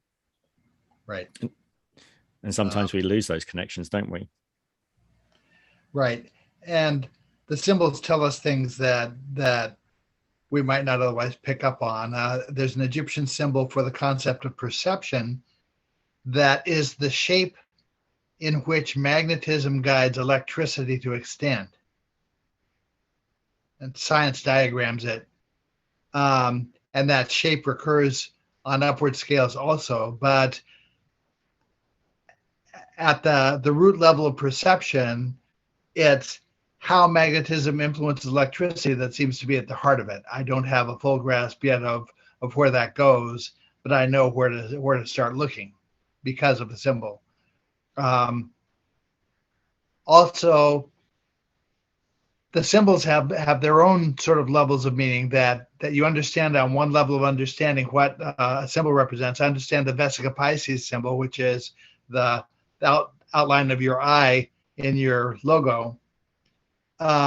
It took me years to understand that was also meant to represent the entire continuum of energy. That's the shape used to represent how it goes from one bookend to the other, from superconductivity to superinsulation and back.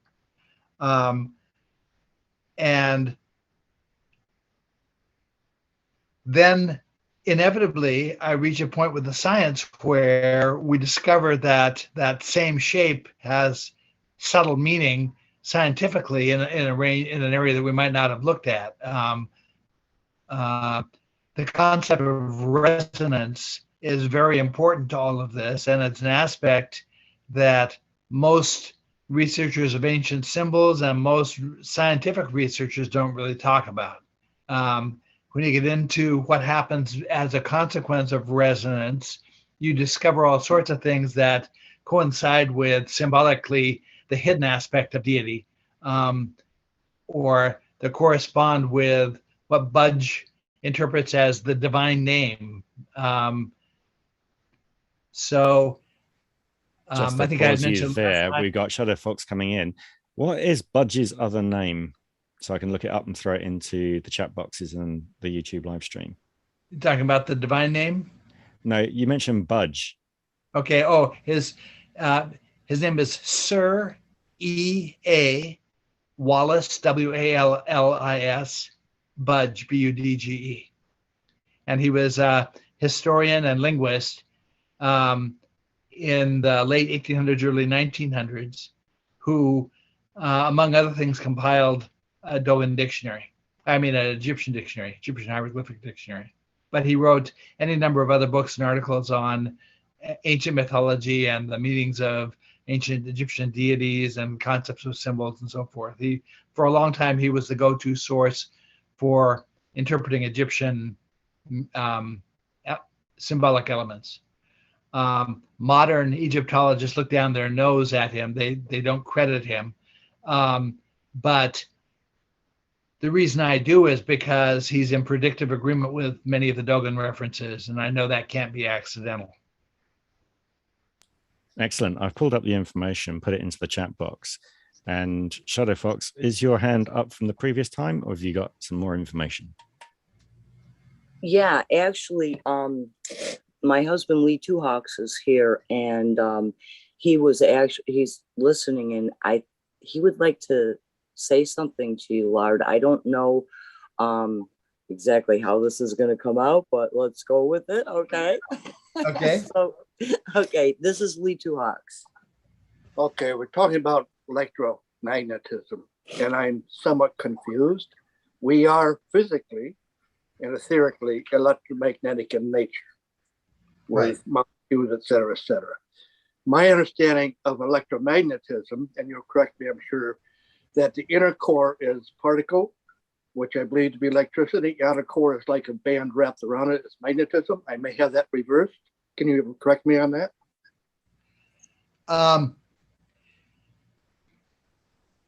Okay. The dynamics of the energy on the material side begin with phase transition and with pivoting and spiraling. The fundamental component of matter, as far as the Dogon are concerned, is something called a world spiral. Hinduism also has the concept of the world spiral. It's actually at the heart of the symbolism of Ganesha in Hinduism. So they just recently imaged spirals of energy associated with the hydrogen atom. So there are many different conceptions that astrophysicists use as to how the energy actually plays out for an atom. Conceptualizing it as energy circling a nucleus was a very simplistic way of looking at it. Under the covers, it comes down to complex interactions between interferences and resonances between these energies. I can't say one absolute form that it takes. I can't provide one absolute characterization of what a particle is, but we can see how it emerges from energy, and so we can sort of infer from that what forms it has to take. That's not a very satisfactory answer to what you asked, but yeah. Yes, I think under the it's certainly resolute. It's certainly informative, yes. And then because I'm into attacking energy and columnar waves and all that, but we'll set that aside. Okay, that's a whole different field. Right. What I'm trying, I think, impress that if that is the case, we are respondent to electromagnetic waves from the atmosphere, from outside the atmosphere, however that may be taught or told, I don't know. And because we are electromagnetic beings ourselves, we respond to it. Therefore, I believe that we talk about a lot about resonance. Not only do we receive resonance, but we exude resonance. Not only do we receive radiant energy, we exude radiant energy. And why would this be accurate, I guess? Because we are that we have that capability because of our, well, we'll call it physical makeup.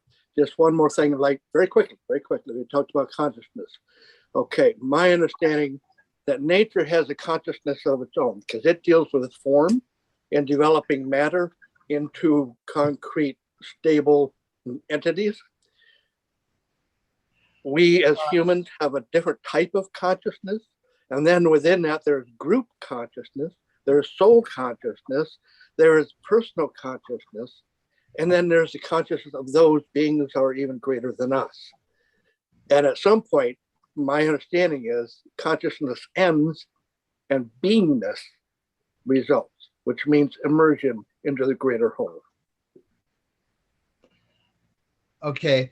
I agree with most of that.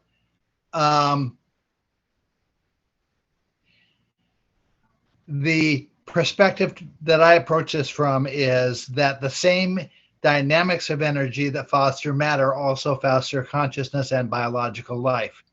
So at some point along the line, there are divergences between how those energies play out, but you certainly have the potential for consciousness in anything that forms from it. You have the potential for the equivalent of life from anything that forms from it. So we also must designate the difference between sentiency and consciousness. Right. So whether ultimately on a much longer time frame, a rock has consciousness or a rock has the equivalent of biological life, that's a possibility. Another way to look at it is in terms of different phases of energy, that ice forms through the same dynamics as liquid water, but because there are different phases, they have different attributes. Correct. No, there's total agreement on that. Oh, yeah. Differentiation is a notable aspect of all universal movement, vibration, and frequency. Right. Because without those things, we have, number one, no life. Number two, no consciousness because we have no life. And number three, nothing exists without movement. If we have static energy, we have no movement. Therefore, we have no creative aspect involved. Well, the Dogon say that life is not so much a force as a movement of forces. Yes. Yeah, exactly. Yes. Thank you for the summation on that one. I loved it. Thank you, Lon.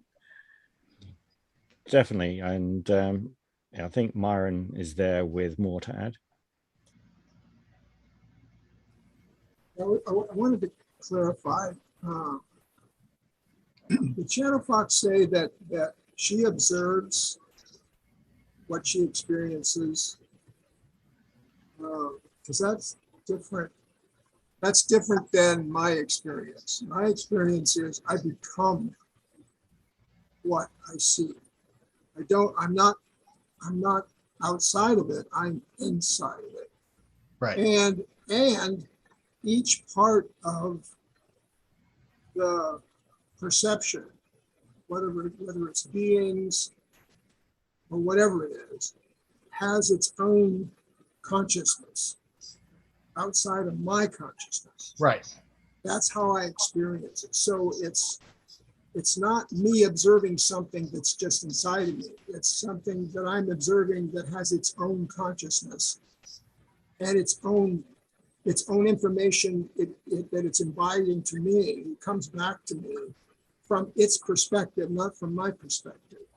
So that means it has its own consciousness. I just wanted to clarify those two things. I mean, that's the outlook, that those 14 domains of energy are also correspond to 14 domains of consciousness.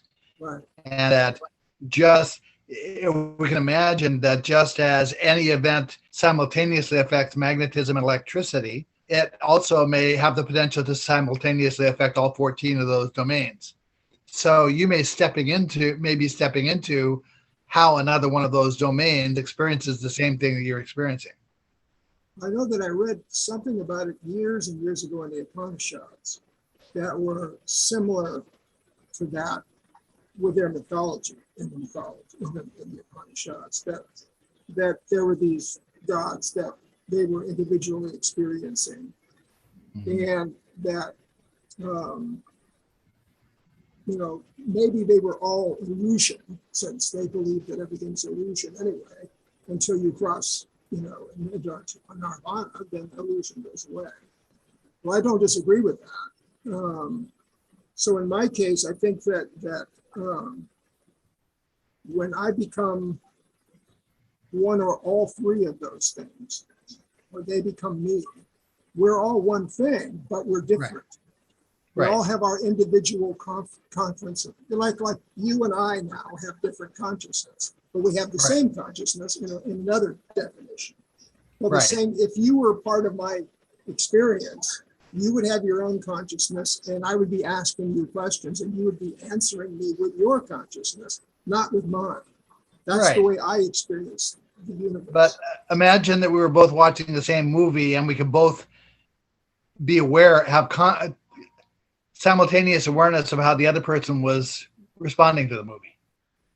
In other words, I got that. It's different than seeing it and talking about it afterwards. If I actually had an intimate sense of how you were perceiving the movie. Yeah, right. I mean, it's kind of like, like in the Tibetan Book of the Dead, they talk about, seeing you're on the Bardo plane, and then you see this creature, and depending on how you react to that creature, you get recycled depending on how you react to it. If you just go, well, you're just an illusion, it's gone, and you go to nirvana. You go to Disneyland or wherever you go. Well, anyway, it's not like that. Okay, that's when I read that, I thought, no, that's not right in my experiences. Now, I'm not talking about being on the Bardo plane because I haven't been there yet. I don't think. Maybe I was, but anyway, I was talking about the fact that when I run into something, even depending on its shape, whether it has form or not, it can have no form, and I can still talk to it. Okay, but it can also have form and shape and substance and distance and all those things. Right. When I'm talking to it, it's responding to me as if it's just meeting me for the first time. In some cases, okay. Other times, it's meeting me like it understands, like we've done this before. Right. And maybe done this over 1,000 times before. But I'm only experiencing it as the first time. And then later on, I get the intuition that, wait a minute. It's like deja vu in a way, except it's not deja vu. But it's kind of like I'm experiencing things again and again and again and again until I get it. Maybe the teacher is teaching, but I'm not getting it. Kind of like what you just said for an hour. Right. I understood about 25% of that. Okay. So you're the teacher. So if you were my hallucination or this thing I'm interfacing with right now, and you were telling me all the things that you just told me, I would go, right. I better write this down because I don't understand half of what the hell he said. So I'm gonna go look this stuff up. Well, that's exactly what I do. I get this cosmic information from these beings, and then I go and work on it for years sometimes before I get the aha or the spark, as everybody talks, the aha experience, and then I have it, and then I can move on to the next thing. But until that's done, I can't move anywhere because I don't have the understanding. Meyer, and that you could also look at it as if one time you watch the film on DVD and the next you're actually watching the film with the DVD extras and the narration commenter soundtrack, so that you're finding out why it was happening at the same time, why they put those pieces into the film, and you're getting more information. And then next time you watch it, you could actually be seeing the extended version of the film, and then there might be even more narration to that on the fourth time of watching it. Well, I'm also part of the DVD. That's the differentiation. It isn't that the DVD is over there and I'm looking at it. I'm part of the DVD. So it's a bit like a mirror effect, that you're getting that kind of two mirrors together with the replication at the same time, but with all the other information that's coming in, possibly. I think it's two dimensions with two different entities. Me, one, them, the other, no matter how many of them there are.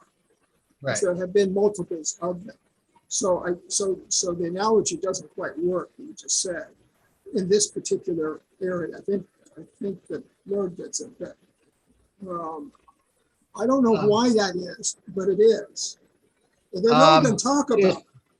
Just so you know, the dynamic across the boundary from the energetic domain to the material domain where we are is one of unity to multiplicity for every element that I see cross it. So if we imagine that individualized consciousness is one of those elements, the implication is that we have a multiplicity connection to other individualized consciousnesses on this side and probably on the other side too. Okay, that would be kind of like with Jung's collective unconscious kind of thing.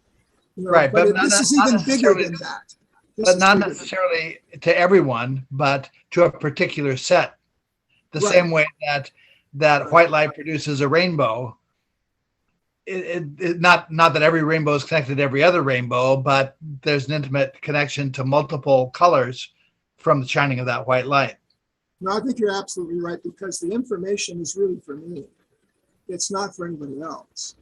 I mean, the information that I get from the entities that I see, it isn't for you, it's for me. And I have to deal with it. I have to temper that a little bit, because what I've noticed is that in the same moment, communicating with people who receive information in very different ways, often, that at any moment of time, many of them seem to be receiving the same, it's information on the same topic at the same moment. And so the crop circle that forms in Wiltshire last week bears on what I was researching last week. And the dream that my friend who experiences things the way you do had last night is all the same information that I've been presently working on. So I agree with that. Yes. Right. So there's to a certain extent, we've got one channel of TV and we're all watching that in different ways. Right. Okay. That part of it, I couldn't agree more, because I think there is one cosmic consciousness. I don't think it's multiple or dual or anything else. I think it's one thing. All right. And it's vast and kind of unknown and unknowable, as the Bible would say. That's supposedly the definition of Yahweh, is unknown and unknowable. Well, and actually, when you get to the bottom of the esoteric side of the material I work on, you discover that it seems to be entirely knowable. Yeah, that's why when I was young and I was reading the Bible, I was thinking, wait a minute, that can't be true, because I'm knowing what I'm seeing. And I explained that to my father before he was meeting me. And he was denying that, of course, because of that scripture. And I was thinking, well, wait a minute, that can't possibly be true. That phrase, unknown and unknowable, can't be true. Right. And then of course they've got 12 different versions of God anyway in the Old Testament. They got all these words for him. Again, the aspect of unknowability that as I understand it, boils down to the optical illusion effect. That human consciousness is not capable of focusing on both aspects of the optical illusion at the same time. And to that extent, it's not knowable, quote unquote. But we're perfectly capable of understanding that there are two images there and focusing on each one individually and coming to an overview of what that optical illusion is. We just can't know it as a whole. Yes, I would agree with that. With the caveat that that the object or person or thing that I experience, that's not me, is not me. Okay, that has to be put in there for me. Right. For my cosmological experience, that is essential, because it isn't me. It isn't even me on the explosion of the Big Bang, of me. Esoteric Buddhism says that one of the final steps in enlightenment is coming to understand that it's all one consciousness. Now, that's not to say that it doesn't express itself in multitudes of different ways as it's individualized, but that ultimately it's all one consciousness. I guess in the Hindu definition of karma, then yeah, here on this dimension of karma, it's all us, it's all me, it's all you. Right. There's no question. After karma is over, right, then it isn't. It isn't a multiple dimension. As it's individualized, each individualized aspect of it has its own ways of expressing itself and its own talents and its own viewpoints and its own whatever. Right. But outside of that, the nirvana part, then all that goes away. And there are no differentiations at all. There's just one thing, whatever that is. And you just experience that. And then all the opposites and all these other features and all that other stuff that are really just teachers of consciousness or goals go away because they're not needed anymore. And you just move across the barrier, and then it's all done. It's all gone. That's kind of what I endowed from reading the Upanishads when I first read them. That hey, there's a way out of the illusions. There's a way out of all of these conversations that I have, and the way out is enlightenment. Now, not many people get there, but that doesn't mean it isn't there. And it doesn't mean that you can't experience it for a moment. And that moment could be forever, or you could experience it forever, which is the same as that moment. So those two things don't differentiate, right? They're the same thing. And so for that moment, I've done it. I've been there and been back for that moment. But I can say to myself, and Charon says to me, that's it. You've already done it. You don't have to do that again. And I'm getting way off the subject here. So that's okay. It's all interesting. And so when I've crossed that barrier to nirvana, and everything is wiped out on this side,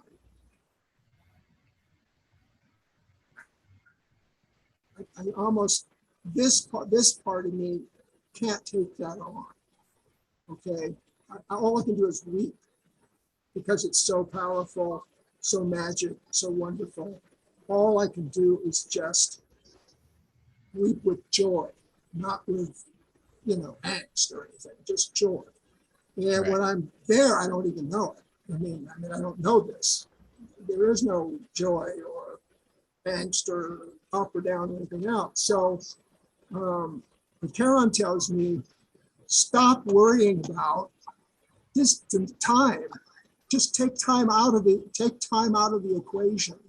If it's a second, it's already finished. You don't have to do it again. And I'm, this side of me says, well, that can't be true. But that side of me knows that that's true. So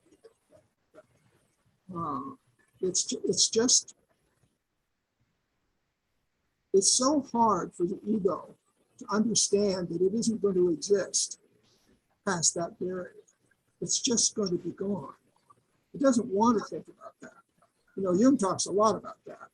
And when I'm not in this dimension, that ego is completely gone.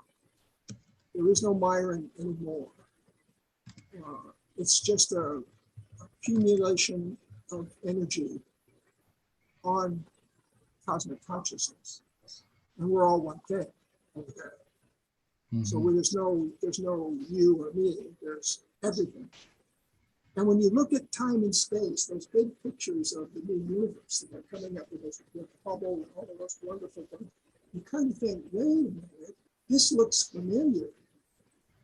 This massive thing, either on the microcosm level, down in subatomic particles, or in space, they look the same. They're just big. Those are big and these are small, but they're really the same size. Well, the effect we have to be concerned about is the one that led scientists for centuries and centuries to think that because of perception, the sun must be rotating around us, not us around the sun. Right. And at all the different levels, you have the potential for that. You see it with the idea of the entangled particles, that for the particles of a hydrogen atom to still be entangled with each other the way the monopoles were coming out of the superconductive domain, we must be seeing a magnified view of those particles, because the distance can't be a real thing. I mean, it may be the same configuration that exists down at the superconductive level, but each time we input energy, we magnify our view of it, and so it looks to us as if the space is expanding when it really isn't. Definitely. We always have to be concerned about, is there another way to look at this that goes against my preconceptions? Yeah, Dr. Tyson was talking about that just the other night. And he was kind of agreeing with my little understanding of the cosmological things he was discussing, but there seemed to be a correlation of what you just said and what he just said. I mean, that's his realm, the physics of it. Just like to make everyone realize that there's about 4 minutes left at this present time. And obviously Shadow Fox has got a hand up. I just want to make sure we get everyone in with questions. Yeah, I just like to say, to Laird, thank you so much for giving of your time. One of the things I would like to make a mention of is because we have the law of correspondence, as above, so below. When we're looking at perceptions or the positions we stand with, when we take a look at our view of the world or how we perceive it, here on this earth plane, we can see it as being the villain, the victim, or the victor. And when we have a purview of that, or this is how we perceive the world to be, we will see more of it. And it is in that same structure that when we step into these other realms of consciousness, the exact same thing happens. Because we can have, if something is not in our purview, such as I'm the victor, okay, but I'm only coming into that energy source as being the villain or the victim, well then again, being the victor is not in a purview, so therefore that perception is very difficult to get triggered and to be able to see something. And so when we become that observer, meaning, it is all that there is. You are that being, and no matter what position you choose to be in, you are still that entity. And so it's just, how can you perceive something? How can you see it? And if those perceptions, it's like one of my favorite things is that, your perception is your only limitation. If we shift a perception, guess what? The world opens up to us. The cosmos opens up to us. We can therefore then see us being a victor, for instance. So it's always the position and the octaves that we choose. And if we're in an octave and it's not in our purview, or if we have no idea that this could be a possibility, then those things take a lot longer to reveal themselves. So I just thought I would put that out there. But thank you so very much. Well, thank you. It's always a pleasure for me to talk with everybody here. So it's no effort on my part. I'm happy to have the dialogue. Excellent. Did you happen to see Alexi's comment in the chat box? If not, I'll read it to you. He's asking about, do you have an explanation about precognition? I don't know if you'd be able to do it in a minute, but we'll have a guess. No, I don't yet have perspectives on how precognition happens. I know that there are people that any person has the potential to connect with it. And there are certain people who are more intimately connected to it. I know that it happens. I don't have a dynamic yet for why it happens, or an explanation for energetically how can it happen. I just know that it does. So for me, it's one of those open questions. I think it's just really stepping into a different time dimension aspect, because time is always in the present. And so again, like I had said previously, it is stepping into that dimension or that purview. It has to do with how we are going to perceive it. So precognition is that mechanism where we're actually drawing information from the future into the now, because all of those simultaneously exist at the exact same time. Right. So there's a very brief explanation, but that's technically how I access it anyway. Well, also the continuum of energy I'm talking about spans overview and detail, and it's broken down into domains. And so if we have energetic connections to the other domains, precognition may simply be a matter of one of the aspects of consciousness in those other domains that has a broader view of things than we do, warning us, giving us a heads up, or trying to. Exactly. Yes. Very good. Yes. Yeah, thanks. Did your mic go off mute again there, Alexi? That's pretty much the end of the time I have today. Sorry to have to cut this. Oh, no. I mean, thank you very much for giving us all the time that you do. And again, you gave us an extra half hour on this, which is fantastic. And there's just so much that we'll go over by re-listening to this audio. And as you've been generous enough to say that we can go back over these topics again and expand on them.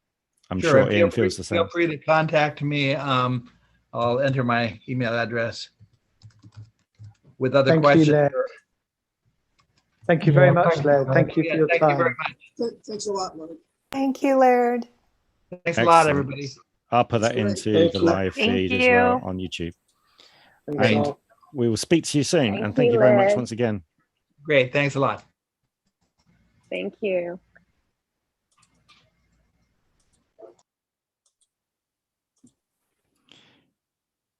Just watching all the icons move backwards and forwards. Yeah, so there's quite a lot of information to go over there. And if you want to obviously get to the full information before I actually create it into an audio podcast, this is the live link to the YouTube section, which I'm putting in now. But there is so much to take from this and obviously expand it into other areas, which I feel.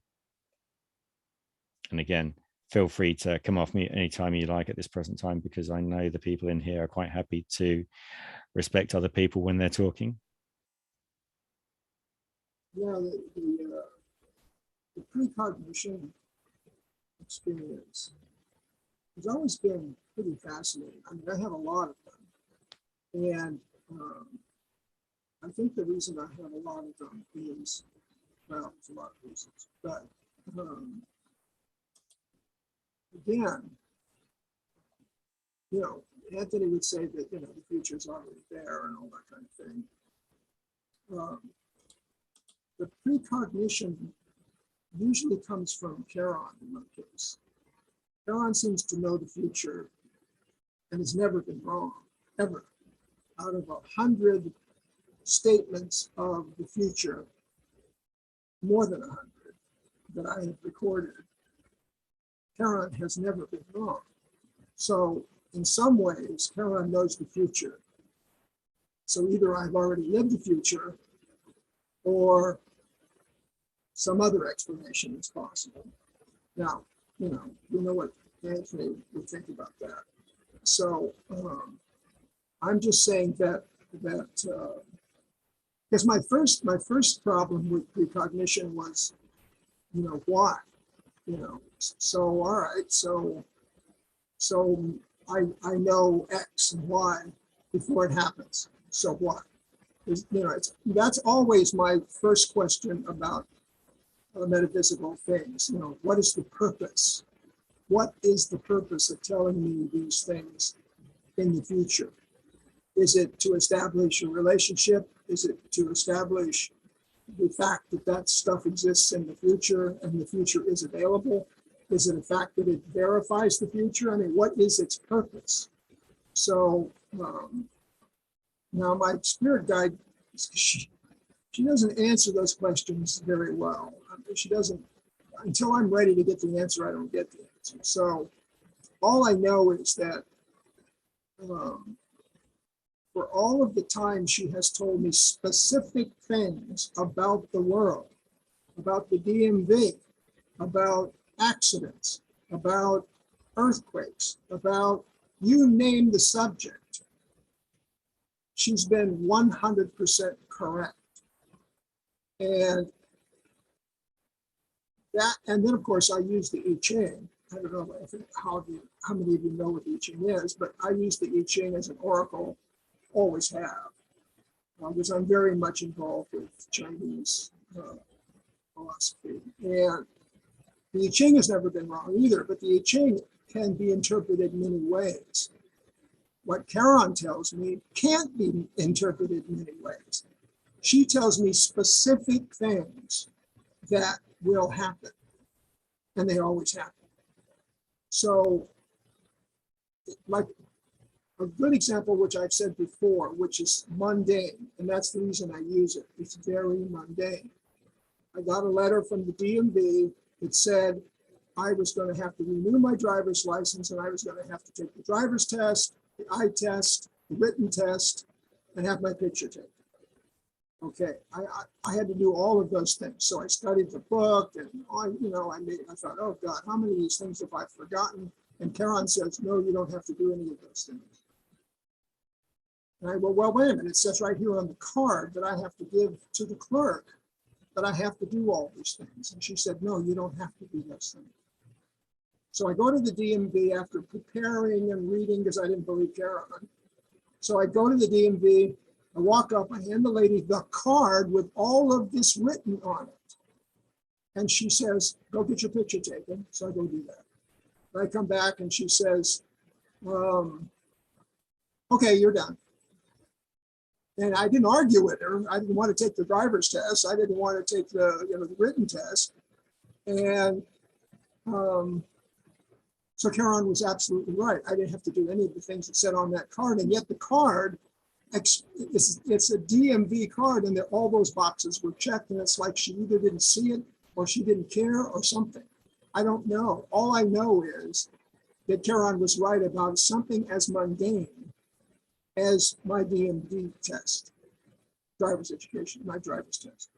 So there are bigger things, much bigger things that she has told me that I'm not going to go into, but I just wanted to make the point that precognition, if you have a spirit guide, precognition happens all the time because your spirit guide somehow knows the future.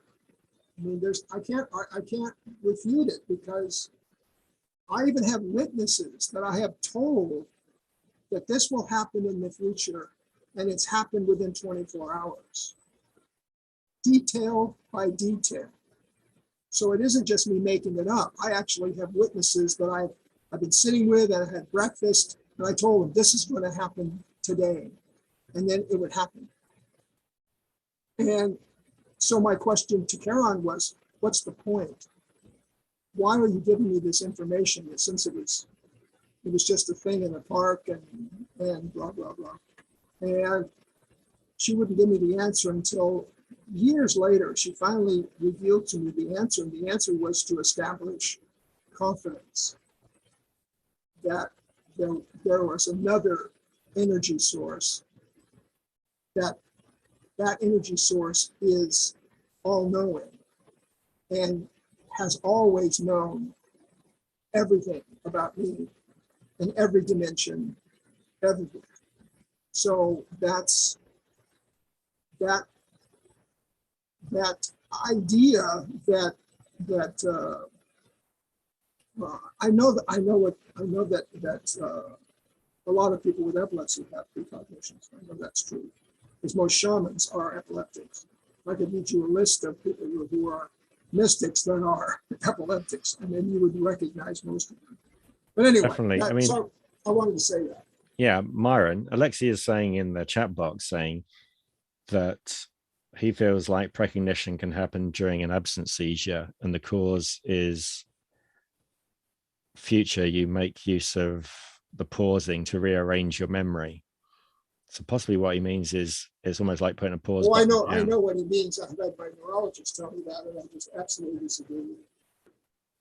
That's So you disagree, yeah? That's not my perception. That is Okay. not No, my I perception. mean, I'm just trying to get the tech context right to make sure that I know that what he says does happen to epileptics. That's not. I'm not disagreeing with that. yeah. So I'm just saying that sections. what I have is not that. Yeah. This is not all connected to epilepsy. Everybody always tries to make that connection. That's probably the and it's case. not there. Yeah. The problem is that you've got multiple things. You haven't just got the one item that's happening to you at the time. And that's what causes the confusion. It's the same with when people get medical conditions, that some of the symptoms overlap with another one. But then when you go and talk to the doctor, they only put you down as the one condition totally, when you've actually got two, which may have two separate conditions which are similar that overlap in the Venn diagram, and it's misleading to what's going on. Well, Melissa, sorry, yeah. Carry on, Maren. Well, what doctors say or don't say is fairly irrelevant. But, Yeah, I was just using it as an analogy that, that's where the information is. They've only got that, they've been taught, so they can only make that kind of assumption. And again, it would be any field like engineering and other kind of things where you get two similar kind of concepts, but they're not really the one concept. Melissa? Especially if they're trying to just blow it off. Yeah, which Melissa? is what they try to do a lot. Since they don't have an explanation for that.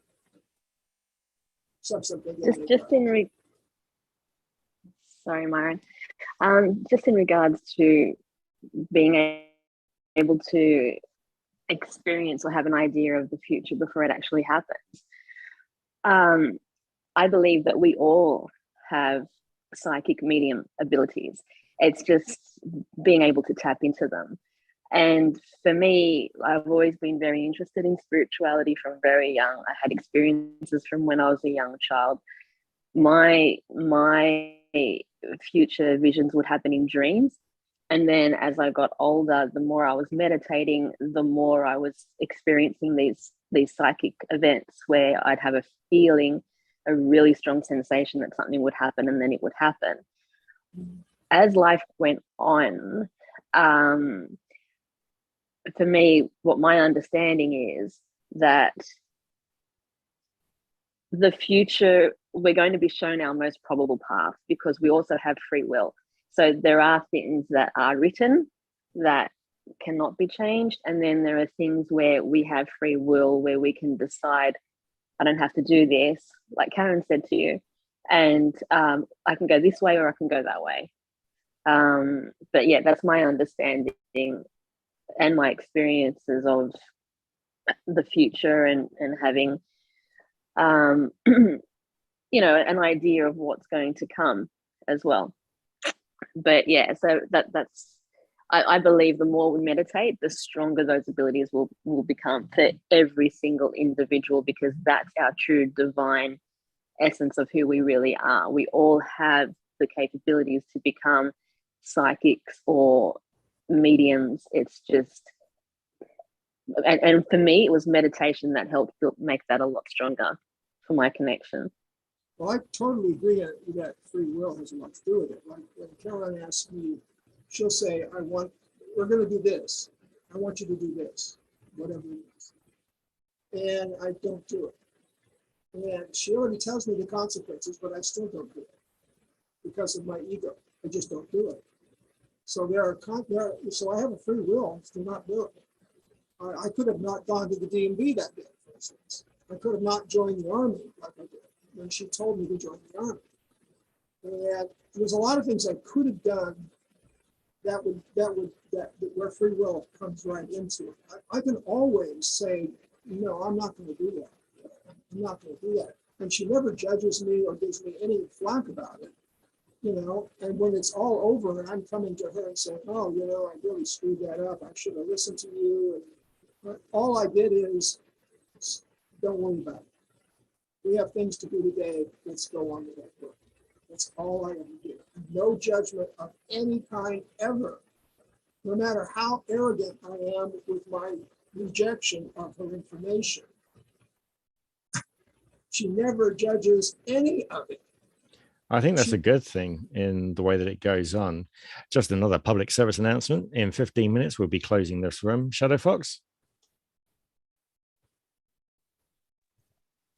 Yeah, you know, thank you, Paul. This has really been it's been an honor to be here. It truly has been. So thank you so very much for the work that you do, and congratulations on us coming in on number 18 out of 35. I thought that was fantastic for the consciousness podcasts. I think that is fantastic, actually. One of the things I would like to mention, and everybody does have the ability, if they choose to develop it. That just kind of really goes across the board. There are, when we're talking about precognition, there are some of us that have recognized early on that sometimes comes along psychic guilt, okay, which this is, this is pretty much the same thing that we could consider as survivor's guilt. These things are very real. They can kind of really trip us up a little bit because, like Myron said, the major question is, well, why are we seeing this? Especially if something can't be done. Mine are usually more in a broader scope. For instance, like I was made very well aware of COVID and how it was going, how it was released, the entire thing. I saw it 100%. Okay, so what do I do with that info, right? What are you going to do?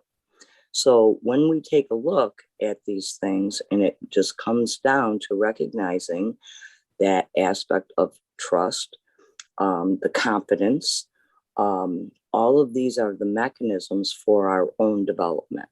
And it's what we choose to do with them. Like, Myron said, we have free will. We can choose what we choose.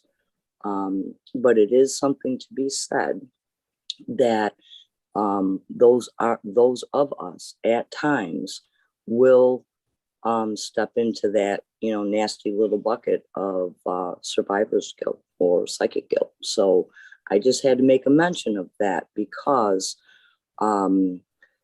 all of these probabilities that happen, usually when we get that information, the probability of it happening is like 100%. So, I'm just going to leave it with that. But, Paul, thank you very much. And everyone here, it's been an honor to be in this room with you. It truly has. And thank you for allowing me to share and to learn and to experience with you guys. Thank you.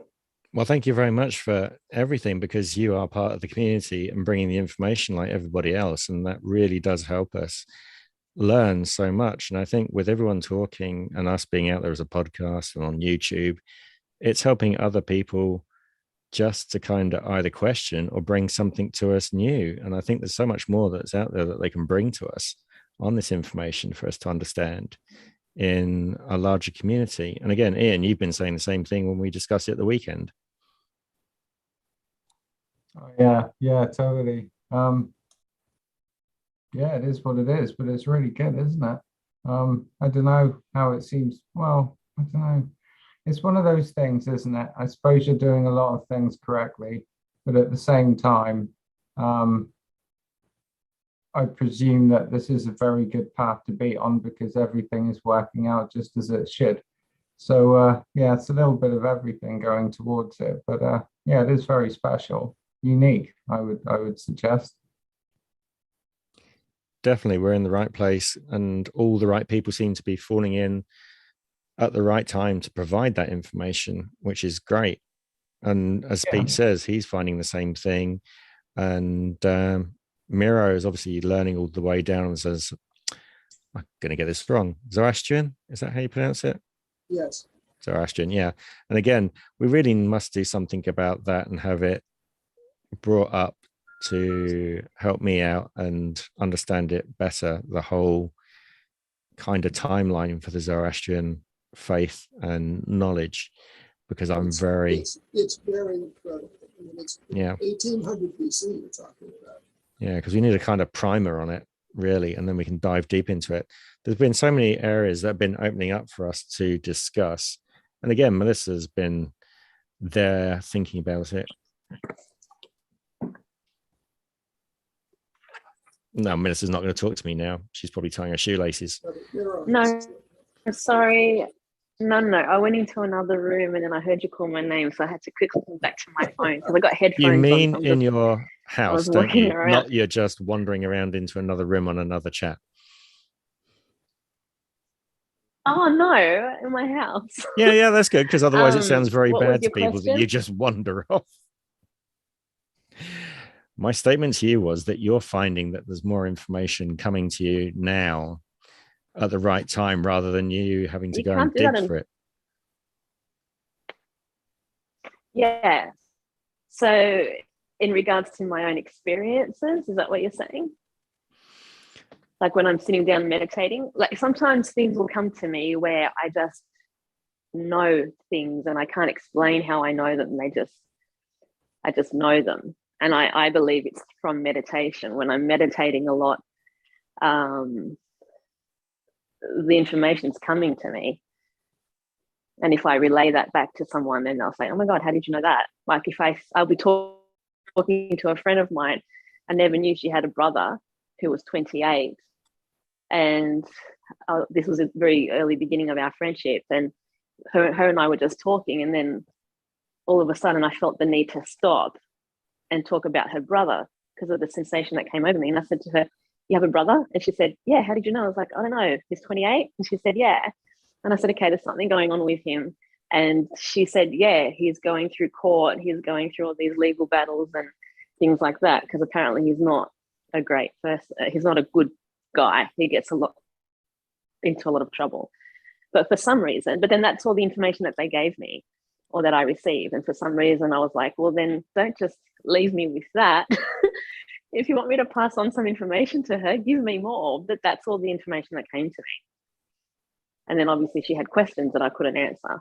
So yeah, going back to what Myron was saying earlier, was like, why am I giving this information if I can't? How's it going to serve me or other people? So yeah, sometimes I think we're only given, I don't know, we're only given what we're allowed to be given. Who knows? Yeah, it's definitely a strange one and difficult one to get into. I just have to say thank you for Spiral Crunch from listening in on YouTube, as well as the other people that have been listening into YouTube, because Spiral Crunch has been commenting there as well and finding that this conversation is a really nice, good deep dive that we've been having. And again, like all the other conversations, they are something that you need to go over one or two times just to really formulate and dig out. I mean, obviously there's a lot of diamonds within all the information, but you just need to process it to get it right in your own head at the same time, which is great. And Alexi's put down in the chat, I'm going to pronounce the second name wrong, Michael Tessarian told about the demiurge in the hidden parts of his body in different places. I feel like some places were significant for association with seemingly unrelated memories, and then precognition events revealed that they took place to operate my current memory more efficiently. Okay, so that is something to really ponder on this. And Miro, we've got 6 minutes left on this one. How are you doing? Okay, where I am. Okay, let me try. How I can turn my micro? Okay, here. No. The microphone okay, is on camera. and working. Yes. Oh, microphone is okay. Sorry. I just want to say, I start writing my thoughts down, and it takes me a little bit longer because I realize, I have to review some of my statements, and as I'm reviewing, I'm discovering, making against new discovery. So I have already, I have just introductions that are already 2 pages. So I'm gonna, it's 6 minutes will not do it, yeah. But it started about the trying to find out the differences between asuras and devas, and it leads to me to creation of consciousness and creation of universe. So I was exploring also those things, and as soon as I came to discovery, for me, other people know that about explanation of creation of particles and then universe, how it's presented of Nima Arkady Hamed, that is also used, Donald Hoffman is using in his presentations. I decided to understand a little bit deeper, because it will help me also understand later what is on Puranas about the creation of universe.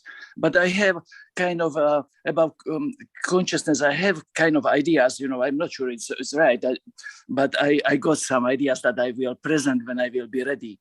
I'm comparing my approach is that I'm comparing Vedas with current science. I'm saying about my introductions that Veda, I'm from Slovakia, and word Veda in Slovak language means science. So for me, Veda is science. So, and the science is science also. So I'm comparing those two very old ancient science with the new science, because what I think, what I believe, those Vedas, how they are written, they are describing things that current science is also dealing with, only they are using different vocabulary and different terminology that was,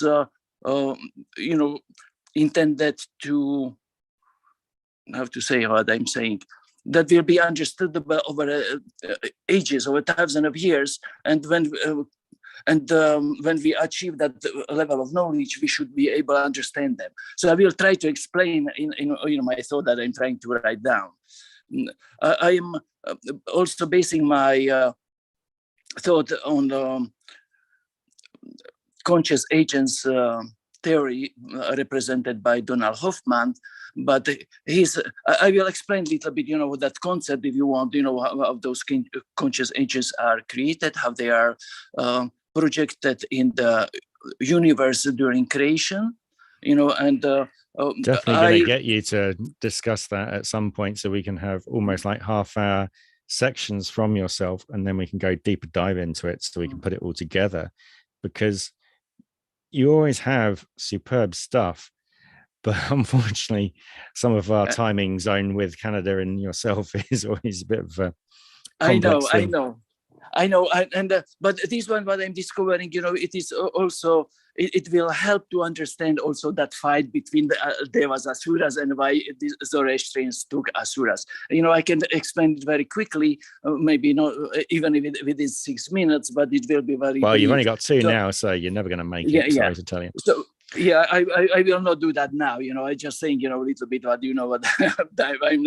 I'm doing something about that. And before I will present, I think I will just give you to have a look, because excellent. Thank you. Time, so it is, I did write some work instruction, but not this kind of stuff. So I want somebody preview it before I make it present.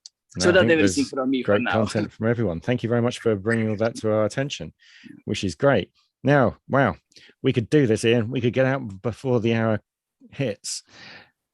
No, bro, scary, isn't it? Could be. Anyway, I have to say thank you very much for everybody turning up and giving so much information. And Laird's conversation was fantastic tonight. Nice to see Peake back in the house, and also Melissa and Miro and Alexei. Thank you very much. And thank you, everyone. It's been really good. I have one last thing. Alexei, you say what? One last comment. Can you read it? Also, precognition can be survival instinct or bullying resistance mechanism. Philip K. Dick had a story of invincible human who escaped the military. Then it was discovered that it had no brain, just precognition instinct. Interesting. So that's obviously about a machine. Right. Yeah. Which story is that one? Yeah, I will send it in Twitter to you. Thank you. That'd be great. Fact, there's a outer limits that's based on that. I have to look that one up, which is great. But yeah, I have to say, thank you. The community has done extremely well with helping us all out. And I still can't believe that without having to ask anything, we ended up where we are so far. I think there's going to be more learnt as we go along. So it's nice that people are finding us. Well, you did say that tomorrow's not on, right? Sorry? You did say that tomorrow is been moved. It's postponed, yes. Okay. Eileen Myers, I wanted some friends to come along, but she hasn't been able to organize a date with them so that we can do that. So as it says on the event list, the poster says it's postponed, and also in the detail section, it's postponed. The only reason for having up that particular event there was just in case people had heard me promoting it previously and they're just going back there to check it. So once it's re-established with a new date and time, I will obviously put that into the email. And again, if you're still listening to this, anyone, go to perceptionstoday.com, and in there you can find the events and mailing lists and social media that you can click onto and get kept up to date, which is great. And Melissa, would you like the final word? I normally let Ian close the room with a 5, 4, 3, 2, 1 count if you want. I think Melissa's not really talking to us now. No, it doesn't sound like it, does it? I don't Sorry. It's beautiful pink and orange colors. You're talking about a sunrise, right? Now, I was saying to you, would you like to do the 5 to 1 countdown so we can close the room? Because normally I give this to Ian. Yes, I will. I'll do it. I just wanted to say that so I could share it with everyone that we're having a gorgeous sunrise over here. All we heard was anyway, the colors goodbye, that everybody. you mentioned. We heard orange and pink, and that was it. We didn't hear the word sunrise before it. Right. Oh, okay. Sorry. I've been watching the sunrise while I've been listening to everybody this morning. So, and it's a gorgeous sunrise. And I was just saying, I wish that I could send photos through the chat, but I had a look and the option's not there to do it. So, but I wanted to say I could open goodbye, a whiteboard. everybody. It's great to be. He's not going to let me close the room. Goodbye, everybody. It's great being back and great seeing some regular faces and new ones as well. And I'll close the room down. 5, 4, 3, 2, 1. Roll off. 3, 2, 1. Speak to you soon. Yeah. Bye. Good night. Bye. It's been great. Bye. See you guys. Bye-bye. Bye. How do you turn this off? How do I turn it off?